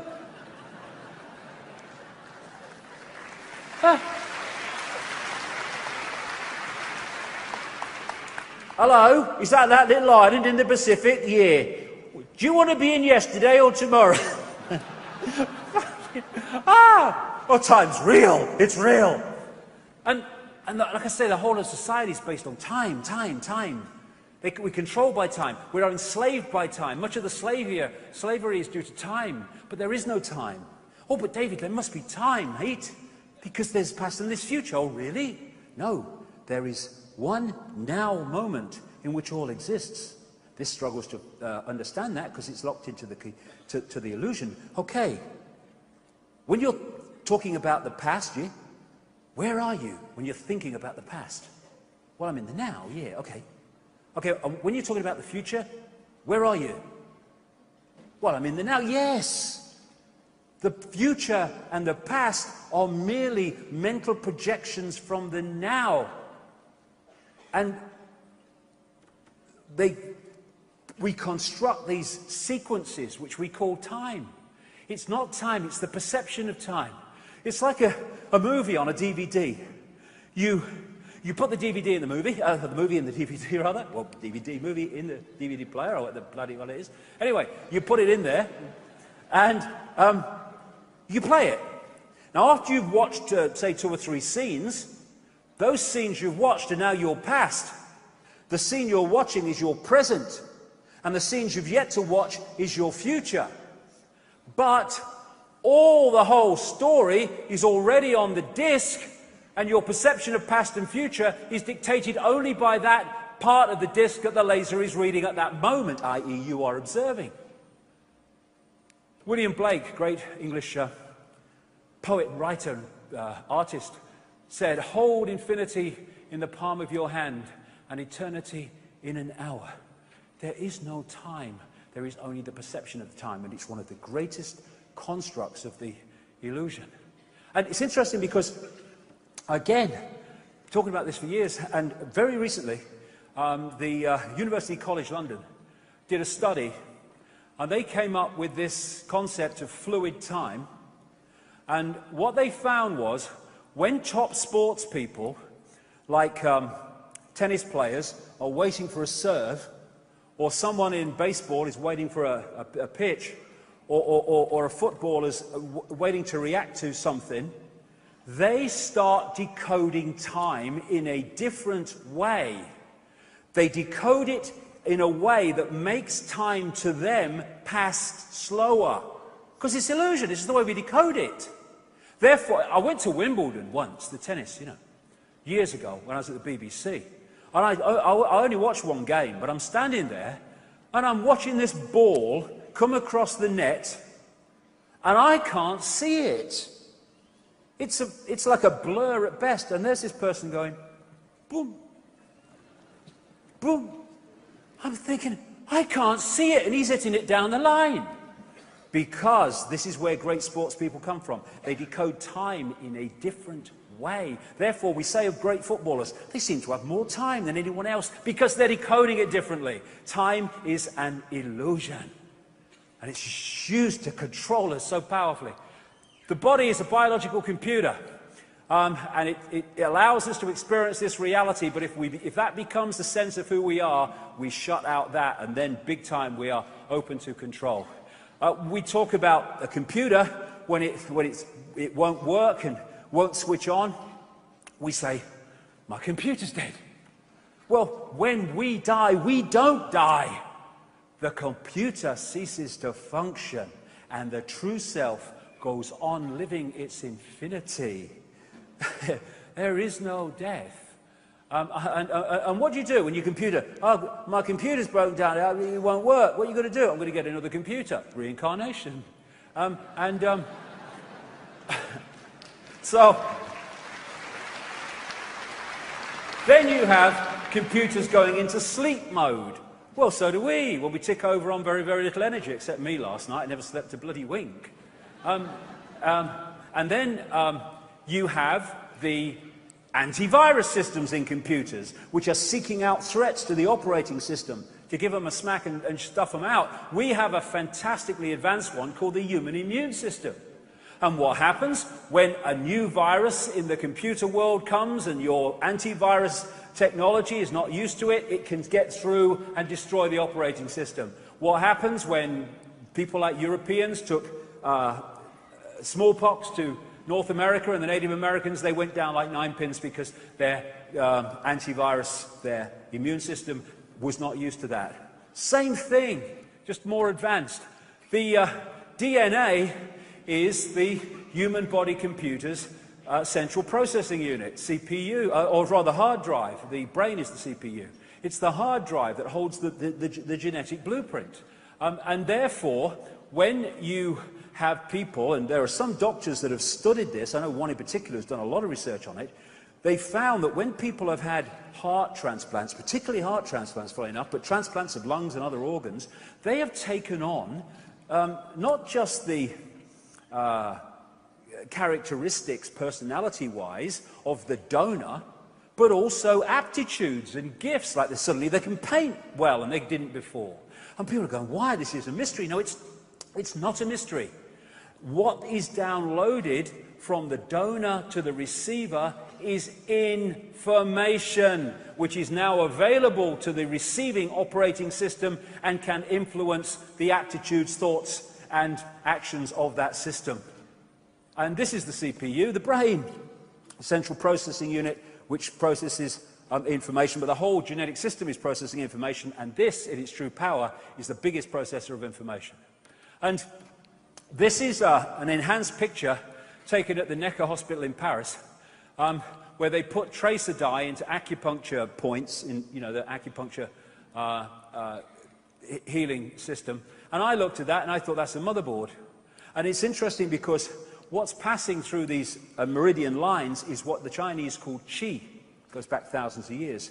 And what they found is when the qi energy passing through these lines is not moving at optimum speed, it's too fast or it's too slow, then there is manifest in that body a mental or emotional or physical dis-ease, disharmony. And of course, what happens when a virus hits a computer? What's the first thing we see? Hey, my computer's ever so slow today. Yes, because the information is not passing round to optimum, so the computer is malfunctioning. The information is not passing round the body to optimum, the body computer is malfunctioning, which we call dis-ease. And what acupuncture is doing with the needles and various other techniques is balancing this flow of qi, information, to restore that harmony. So someone like Dogma, what do you think of that, Dogma? Oh, rubbish, rubbish! How can you put a needle in a toe to cure a headache? It's ridiculous. Okay, let me just take you through that, darling. These lines go around the body. They are circuits.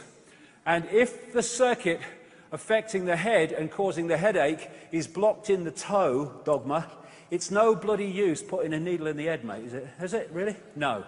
And that's the other thing. Computers and computer viruses, what are they? They are rogue information. They are rogue information that distorts the information balance and harmony of the computer operating system and thus distort the way it operates. When it happens in human beings, we call that illness and disease. Distorted information. That is what this is. That's what this is. They are distorting the operating system, the human body, so it will not read reality in its true potential sharpness and clarity. Therefore, here, in the holographic world of the conscious mind, we see food additives, stuff in water like fluoride, and all the crap that goes in kids' sodas and sweets and candies, all that stuff. But if you take that down to its base state, these are all vibrational information fields of great distortion, and thus they are distorting the information balance of the body, and that's how food additives and additives to water and all the other stuff cause mental, emotional and physical dis-ease. And they're doing it on purpose, and they're doing it on purpose because they are freaking insane. And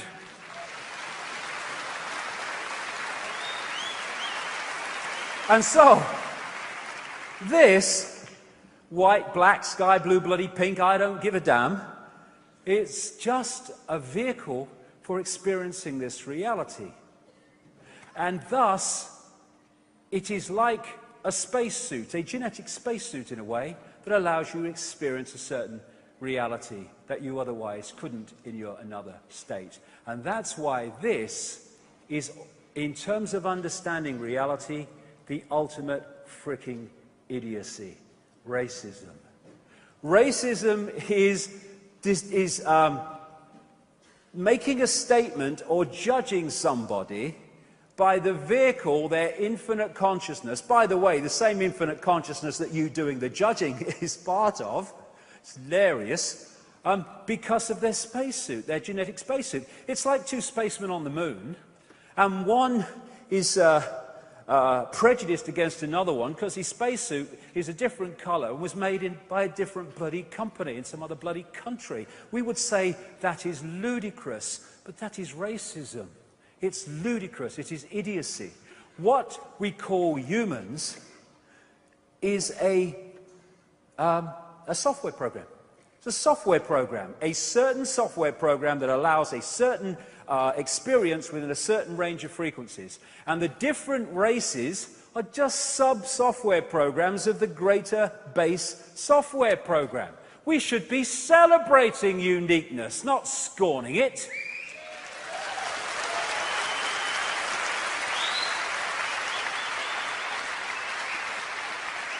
More the bloody merrier, I say. I've seen racial supremacists, and they're not all bloody white either. I'll tell you, you don't have to be white to be a racist. But I've seen racial supremacists, and I think if you're the bloody master race, I'd rather be like I am, thank you very much. Bloody hell. And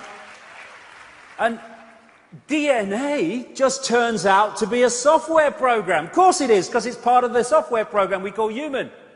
The San Francisco Chronicle did an article on DNA. It said DNA is a universal software code. From bacteria to humans, the basic instructions for life are written with the same language. You know, the difference in the codes, A, C, G, and T, my codes actually are quite unique. They're G and T, G and T, G and T. People watching around the world, that's gin and tonic, by the way.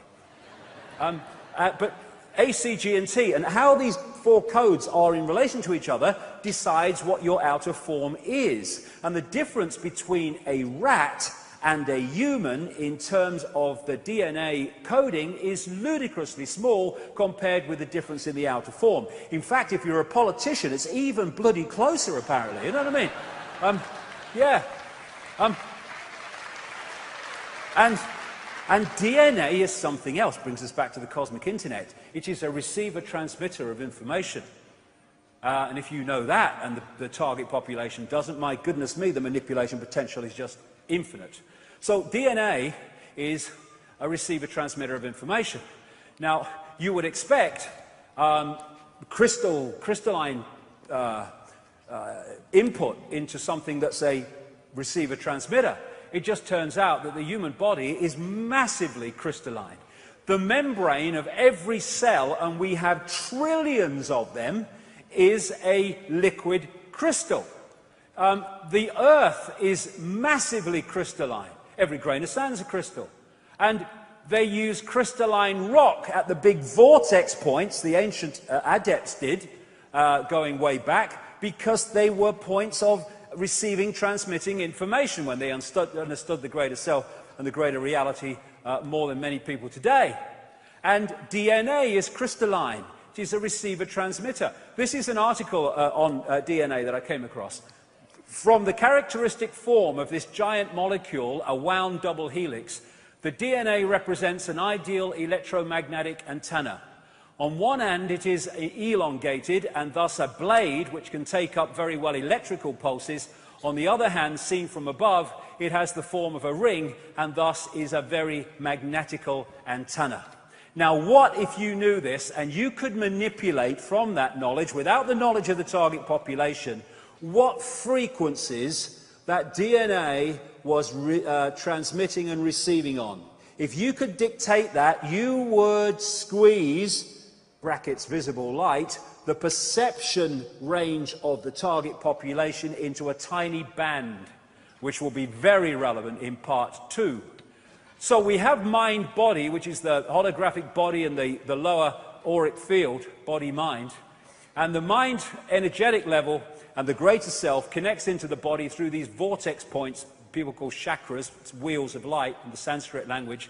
And it connects into the body through the endocrine system of glands. Now, two very, very important glands in the endocrine system that take us beyond the illusion into the greater reality are the pineal gland and the pituitary gland, which are part of the system that has become known as the third eye.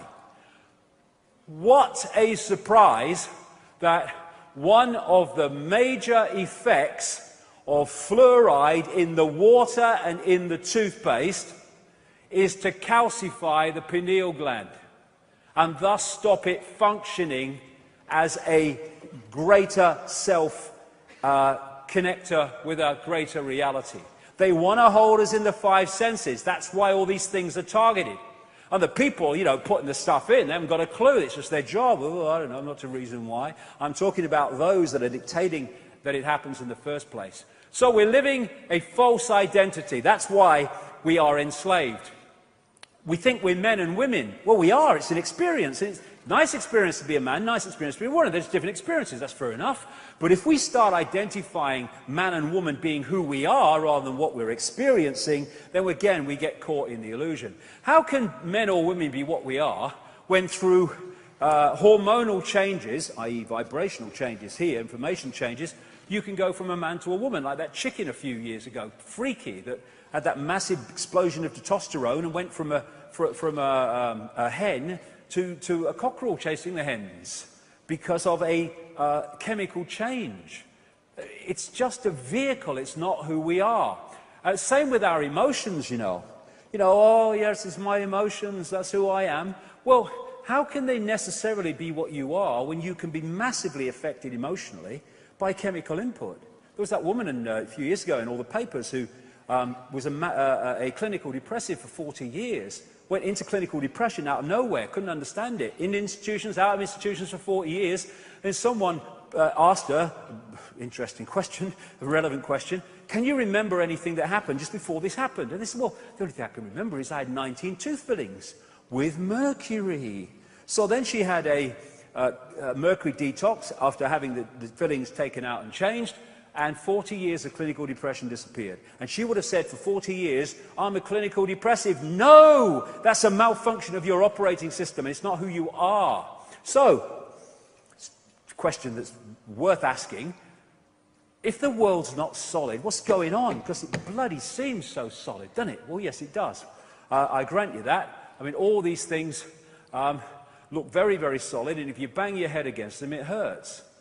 But if you walk through fire, you get burned. If you believe you get burned, and you walk through fire in another state of awareness and you don't get burned, we are decoding the solidity. It's part of the process that we are going through to create this reality. Quantum physics has long shown this reality is not solid and can't be solid. They say it's made of atoms. Well, atoms have no solidity. As someone said, quite rightly, that if you take the nucleus of an atom to be the size of a 10-cent piece, then the atom would have to be about the size of a cathedral. And the rest would be empty space. Actually, it's not empty space. It's just a packet of bloody energy. And you know when you put a disk in a computer, as the decoding process goes on to put it on a screen, certain processes happen.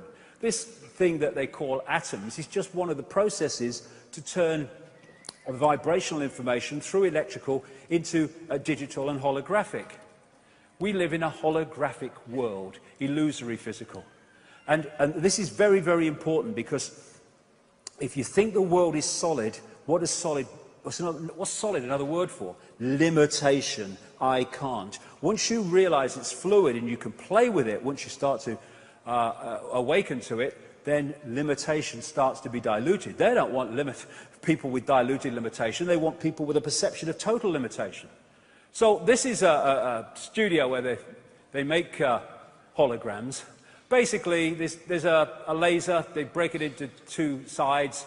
One goes onto a photographic print, one goes onto the print and bounces on, collides with that part of the laser, having taken on, in effect, vibrationally, the image that they want to holographically take a picture of. And so what happens on the photographic print is you have what they call in holographics, here we go, waveform, a waveform interference pattern. And it's basically like dropping two pebbles in a pond, and the waveforms go out from that, and as they collide, that is a waveform representation of where those pebbles dropped, how big they were, how fast they dropped. All those things are encoded in that waveform. If you could decode it, it would tell you that. And this is a holographic waveform on a holographic print. Looks like a fingerprint. I would suggest that's absolutely not an accident. Anyway, all you do then, because that is waveform information. It is another version of the waveform construct of the whole universe, which plays out into this by decoding it. And then when you decode this by firing a laser at it, amazing things happen. Apparently three-dimensional images appear. And they look as solid as you and me, but you can put your hand through them because they're illusions. There again is the print, fire a laser at it, bingo, there's a three-dimensional image. These are all holograms. Another hologram, another hologram. Oh, God, if only. But I'll talk about her after we've had a bit of lunch. Yes, I've lost my knighthood, you know. I've lost my knighthood. It was the Satanism at Balmoral that did it in the end. That was the clincher. Anyway, this is a guy on a stage in Melbourne. This is a guy on this stage in Adelaide, and he is a holographic projection. They're using more and more holograms in all these different ways. There's an Elvis hologram there. That's CNN playing with holograms. And thus, this physical world that seems so solid is actually a decoded reality through the digital to the holographic. I mean, you know, you can look at a computer game and the best of them look real solid when you're looking at the screen. It's just information being decoded. The world is holographic of the conscious mind. In 2009, after I've been talking about this and writing about this for years, I came across this New Scientist magazine, centre of mainstream science in Britain magazine, from 2009, and the front cover was, "You are a hologram projected from the edge of the universe." Because some mainstream scientists even now are seeing that the cul-de-sacs exist for all the mainstream explanations for reality. They go nowhere. There has to be another explanation, and a number of them are now going into the holographic level. But we're not. It's not a hologram projected from the edge of the universe. It's not. It's a hologram being decoded from information that pervades the frickin' universe. That's what it is. And there's this other thing about this question that many scientists have, when they've seen that something can take a waveform and a particle form at the same time. How is that possible? Well, let's look at the hologram. When you have your holographic print, your information construct in waveform, and you decode it with the laser and it projects the three-dimensional illusory physical image, then you have the physical and you have the waveform at the same time. Not only that, they have to exist at the same time, because that is merely a projection from that. Take away that, you take away that. And the other great thing is, it explains so much, this one. The other great thing about holograms is that every part of a hologram is a smaller version of the whole. Thus, if you take a holographic print and you cut it into 4 and fire the laser at each one, you do not get a quarter part of the picture, you get a quarter-size version of the whole picture. So every part of a hologram is a smaller version of the whole. Yes, the smaller you go, the less clarity you get, but it's still a smaller version of the whole, and that's what this is. Reflexology and acupuncture and other alternative ways of healing can find places on the hands and the feet where they can treat organs and other parts of the body, because the feet, the ear, the hand are just smaller parts of the body hologram. Therefore, there is a connection between them fundamentally, and if you treat the smaller part of the hologram, you affect the whole hologram. This is why acupuncture can find, reflexology can find these points on the ear, for instance, which represent all different parts of the body. And palm reading and all that stuff is from this, because in that hand is information from the entire body. So we have as above, so below. We have the human energy field in the smaller part of the hologram, and we have the earth energy field in the greater part of the hologram. We have the hologram, again, expressed there in the brain cell and the universe. And as William Blake, in a greater part of that poem, to see a world in a grain of sand and heaven in a wild flower, hold infinity in the palm of your hand and eternity in an hour. A pinhead and infinity are the same thing. This is just one point, literally, within the greater ocean. And this is what we are, a point of attention within the greater ocean. And again, scientists have said, how can particles communicate when they're billions of miles apart and communicate instantly? Answer, they are not billions of miles apart. They are expressions of the one infinite whole, and thus, when they move as the one infinite whole, their communication must be instant, because there is actually no space between them. And then, dogmas. Dogma's got a fret on now. Astrology. Astrology! Freaks! Rubbish! Well, let's have a look what astrology is. We see planets and stuff like that moving around. But if we go back to the waveform construct from which everything comes, this is just the holographic decoded level of them, they are information fields. And as they move through the greater information field, they are impacting cosmic internet, posting, receiving, upon the greater field. We interact with that greater field. So as the planets move, the information fields move, and affect the greater field, they are influencing us. And if we are locked into a certain point in this cycle, then we take on a different expression of that universal field when we connect with it, what we call birth. Some people say, you know, when we are first created, and before the birth process happens. But therefore, we take on a different field, part of the universal field.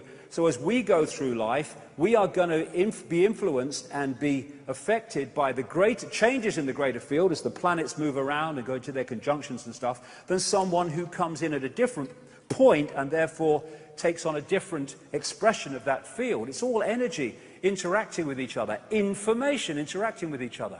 And when you take the holographic nature of reality, never mind the greater consciousness, even at the level of the body, we are a smaller version of the universe. Because the universe is holographic, therefore we are a smaller version of the universe. We've come a bloody long way from Charlie Smith driving his bus and Ethel Jones at the store, that they want us to believe we are. Then there's the digital level. This is another level which can explain a lot of things. Then now, this is getting closer and closer to our reality now, our experienced reality. They're now creating digital holograms. This is a mainstream media report about them, and it says, and they look real, so real that when Ford used a digital hologram to show off a car concept model, people stopped, afraid to walk into it. They thought the holographic car was really there. That car is a hologram. It's not solid, but just appears so. This digital hologram has taken it even further. Now, what are numbers? What is this digital level? It's the digital level of the universe that numerology comes in to. Because all these different levels, the waveform, the electrical, the digital, and the holographic, are all expressions of the same information. They just express themselves differently, but it's the same information. So these numbers at the digital level are number expressions of vibrational information states. And the ancients, when they used to build their buildings, and they used to build them under this sacred geometry, as they call it, with pi, golden mean, the Fibonacci sequence that you find throughout nature, they knew that if they got the digital, they call it that, the numbers right, the mathematics right, then they were bringing into that building certain information vibrational states, because that is just a reflection of that. If you get the numbers right, you create the vibrational information here that expresses that, or it goes the other way. And they understood that. So get the numbers right, you get the information in the building you're building right. And they are expressing A, C, G, and T, the codes of DNA, now as binary codes, on-off electrical charges. Where do you find them? In computers. And so, what does this all mean? I'm not sure, but we'll see. What does all this mean? It means we're living a false identity. And it's that false identity that holds us in servitude. We think we're humans, which is an experience. What we are is infinite awareness having that experience. And once we self-identify with the experience, instead of with I am all that is ever can be, then we're pulled into the matrix, we're pulled into the illusion, we're pulled into enslavement. You can see on the lower levels of the greater self now, this technology that can capture these energy fields. And of course, near-death experiencers who've left the holographic level have experienced some of these other levels that I'm talking about, and some of these other states beyond the illusion. And I studied this a lot for many years during my research, and the common themes that people repeat are incredible.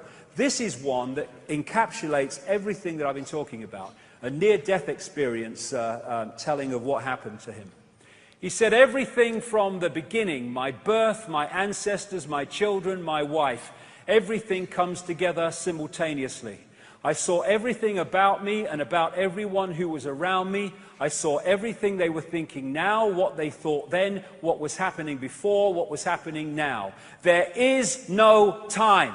There is no sequence of events. No such thing as limitation, of distance, of period, of place. I could be anywhere I wanted to be simultaneously. That is who we are, and that is what the control system is desperate for us not to remember.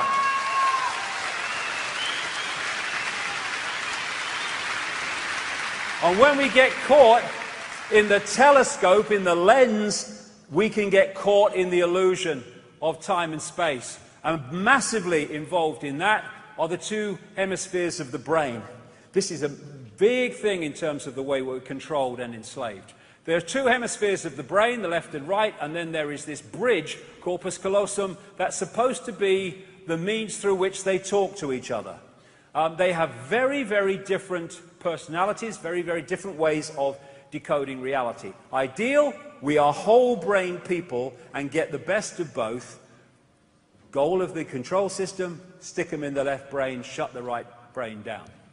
So the left side of the brain is logical in its version of logic, and it is sequential. What it does is take happenings in the now and it puts them in a sequence. And we call this sequence time.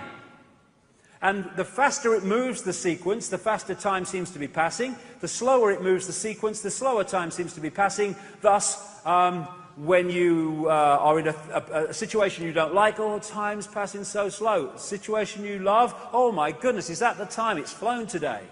It's because the sequence is being put together in a different experiential way. That's time. Oh my goodness me. No, it's the left side of the brain. It's, this is the big one. It looks at things in parts. The left side of the brain sees everything as apart from everything else. It doesn't see pictures, it sees dots. It doesn't connect dots, it sees dots. And that's what they want, is one of the reasons they want us in the left side of the brain. The right side of the brain is intuitive. The right side of the brain and the heart are very, very, very much connected. It is holistic, and it looks at wholes. It sees the connections between things. That's why they don't want right-brained people. And this is a Mercedes-Benz advertisement, fully enough, giving a symbolic feel for the two sides of the brain. This is the left side of the brain. Oh, I'm ever so boring. I love structure. I love hierarchy. I love lessons. Oh, exams. I love them. I love them.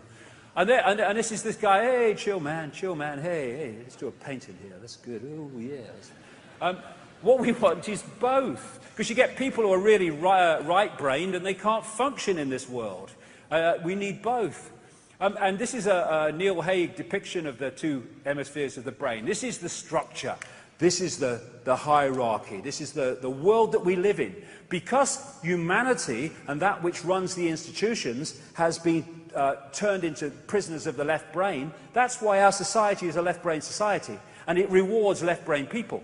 You know, if you go to school and you take information into the left brain and you hold it and then you spew it out at exam time, you pass. Oh, he's ever so clever. No, he's got a good memory and his left brain is functioning very well. But you are a kid who's more whole-brained and looking at it from another perspective, and he'll look at this information, boom, boom, boom, and he'll whip it over there and he'll look at it and he'll go, it's a piece of shit. And then he's punished. He don't pass his exams. And he whips it over to the left brain under pressure. A lot of them do and conform because it's easier that way. And a lot of people don't. Hello, is that Mrs. Jones? Yeah, it's about Johnny. Is a problem. What's happening? He's asking questions and all want to do it. Oh my God, don't do that. You know, Gareth, I'm so proud of Gareth because who was singing for us today. Because he didn't mess about when he went to school. He didn't get C's. He didn't get D's. He got E's, right? And because he couldn't give a shit. And 30 years later, he's an incredibly intelligent man, right?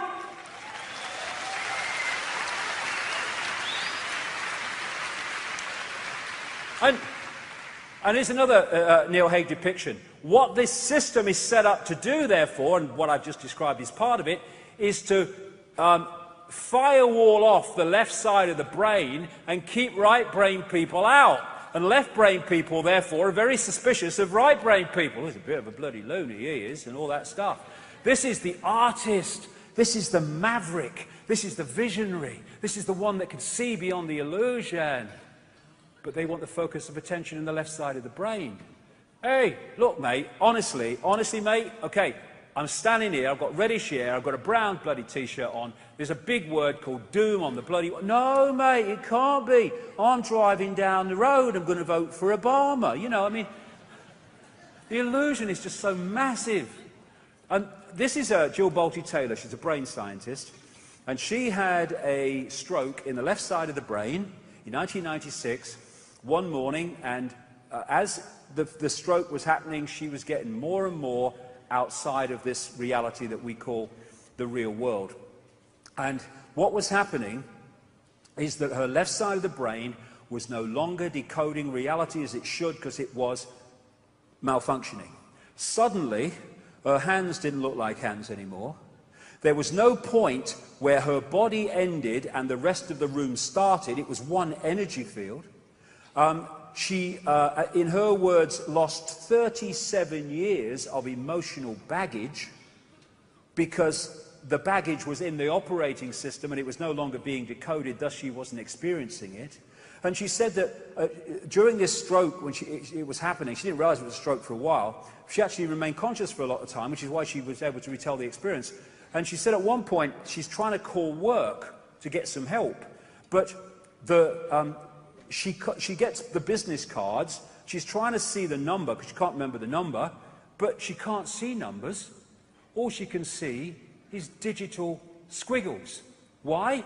Because the left side of the brain had stopped decoding through the digital into the holographic, and thus she'd gone back to the digital, and she was seeing that level of reality. And then she eventually, she had waves of clarity every now and again, which allowed her to go forward. After 45 minutes, she managed to ring work. So she rings work, And the guy must have picked it up and said hello or something like that. And all she heard at the other end was woof, woof, woof. And she said, I said to him, it's Jill, I'm in trouble. She's sure as hell, she said, I said, it's Jill, I'm in trouble. But all she heard herself say was woof, woof, woof. Why? Because the vibrational information she was hearing from herself, the vibrational information coming from the guy at the other end, was no longer being decoded accurately through to words that she understood. It was being distorted, thus she wasn't hearing it, because she only hears it when the brain decodes it.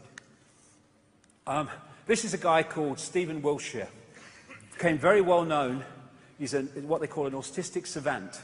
They find it very difficult often to interact with this world, but they have brilliant, brilliant gifts.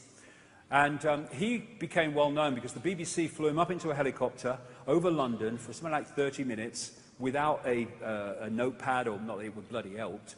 And he just looked out the window, and he came back and he drew London from the air with incredible accuracy, even getting the number of windows in major buildings correct. And this is another autistic savant called Daniel Tammet, and he's got a computer-like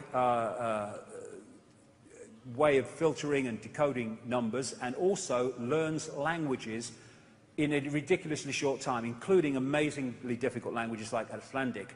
He went on to an Icelandic television program 1 week and was challenged to come back the following week speaking fluent Icelandic, and he did it.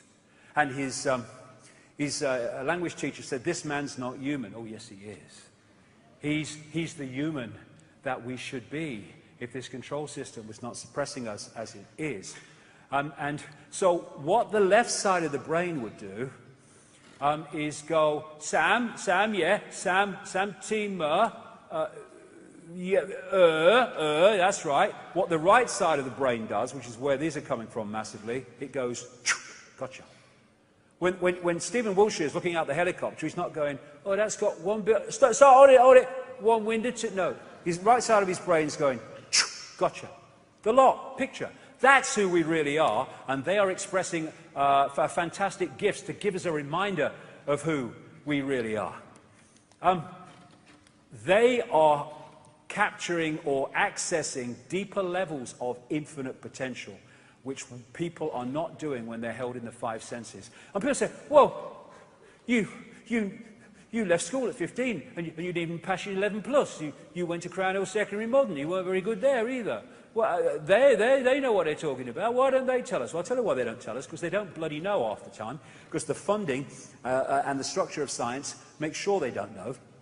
And singing from the song sheet to maintain your credibility within mainstream science makes sure they don't know. But also, the disciplines of science are looking at dots. This is my discipline. This is my discipline. And they fight for funding and prestige. They don't bloody talk to each other half the time. They don't connect dots. They're just focused on one dot. And if you look at the world like that, how the hell are you going to connect the dots to see how the world picture is put together? You're not. We worship the intellect. Boom, boom. Have you noticed? Not by accident. They're putting kids through what you might call academic type subjects, boom, left brain, earlier and earlier. You know why? Because letting kids play and play and play is ad lib, it's creative, it's imagination. Boom, boom, boom. They don't want that. They want them in here as early as possible. Kids shouldn't be going to bloody school at that age. They should be playing the wonder of the bloody world.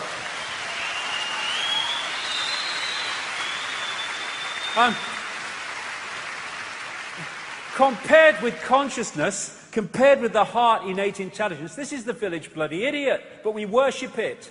This is the isolated intellect. That's why the world's bloody mad. This is what the isolated intellect does. It puts you in these minute little bubbles of awareness, consciousness or mind, all that is or little me. Free yourself, not just free your mind, free ourselves from mind and the diktats of mind. Blank sheet of paper. Okay, from this moment, all my preconceived idea got to earn its place on this piece of paper by information, evidence, insight. I'm not going to put anything on this paper because you, mother, father, you teacher, you scientist, you politician, you bloody journalist have told me I should. I'm deciding what goes on my piece of paper because I am a unique expression of all that is. And I'm not you, I am me. Open your mind, open your heart, get into this in a big way later.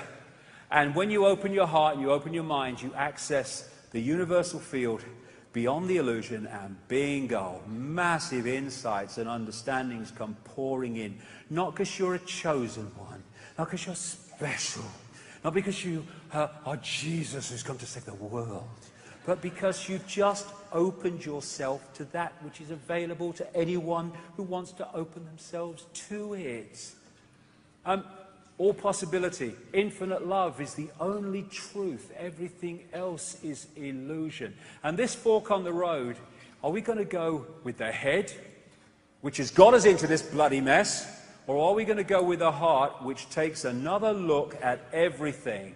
Or even better, are we going to bring them together so they work as one unit in unison and we get the best of both? Consciousness or clones, that's the fork on the road. And when we open ourselves to the greater awareness, we start to hear and dance to the music of the universe that is screaming at us, listen, dance. I can't hear, I can't dance, I've got to go to work, I've got to go to school. And John Milton said, those who danced were thought to be quite insane by those who could not hear the music. Those who are closed to the music, oh my God, it's so sad. They think you're crazy because you can hear what they can't hear, and thus you see and experience and behave in ways that they cannot understand. It's not that one is right or wrong, it's that one is coming from a different sense of reality. William Blake, if the doors of perception were cleansed, everything would be appear to man as it is, infinite. The conspiracy wants to make sure those doors to perception are never cleansed. And they do it through manipulation of our perceptions, through words, through religion, through education, through food additives that distort the brain and rewire it. And George Carlin, the great George Carlin, American comedian, he said, they don't want a population of citizens capable of critical thinking. They don't want well-informed, well-educated people capable of critical thinking. They're not interested in that. That doesn't help them. That's against their interests. They don't want people who are smart enough to sit around the kitchen table and figure out how badly they're getting fucked by a system that threw them overboard 30 years ago. That's what they don't want. And what, as I come to the end of this first part, what we have been subjected to, not just these generations, but for generations untold, is a gigantic hoax. A hoax that has sold us a fake reality, a fake version of how we should live our lives, and thus they have enslaved infinite awareness in a perception of little me. And here's a short video. It is absolutely brilliant, and it encapsulates the point I'm making here. This is fantastic. In music, one doesn't make the end of the composition the point of the composition. If that were so, the best conductors would be those who play fastest. And there would be composers who wrote only finales. People go to concerts just to hear one crashing chord, because that's the end. But we don't see that as something brought by our education into our everyday conduct. We've got a system of schooling which gives a completely different impression. It's all graded. And what we do is we put the child into the corridor of this grade system with a kind of, come on, kitty, kitty, kitty. And yeah, you go to kindergarten, you know. And that's a great thing, because when you finish that, you get into first grade. Woo! And then, come on, first grade leads to second grade, and so on, and then you get out of grade school, you go to high school, and it's revving up, the thing is coming. Then you're going to go to college, and by Jove, then you get into graduate school, and when you're through with graduate school, you go out to join the world. And then you get into some racket where you're selling insurance. And they've got that quota to make. And you're going to make that. And all the time, the thing is coming. It's coming. It's coming. That great thing, the success you're working for. Then when you wake up one day about 40 years old, you say, my God, I've arrived. I'm there. And you don't feel very different from what you always felt. And there's a slight letdown because you feel there's a hoax. And there was a hoax. A dreadful hoax. They made you miss everything. Because we thought of life by analogy with a journey, with a pilgrimage, which had a serious purpose at the end, and the thing was to get to that end. Success, or whatever it is, or maybe heaven after you're dead. But we missed the point the whole way along. It was a musical thing, and you were supposed to sing or to dance while the music was being played. Exactly. That is so brilliant. That's so brilliant. So, we're back to the little question. Why? Why is it like that? Why is the hoax? Who's behind the hoax? It's a multi-level conspiracy. Who is controlling our sense of reality? Well, the rabbit hole goes so deep in answering that question. And in part two, when we've had a break for an hour for some lunch, and we'll be back absolutely on an hour, because I've got so much to get through today, I will be going, in my experience anyway, deeper in the rabbit hole than has gone before in seeing where this is all coming from. And that's the end of part one. See you in an hour. Thank you very much. Thank you.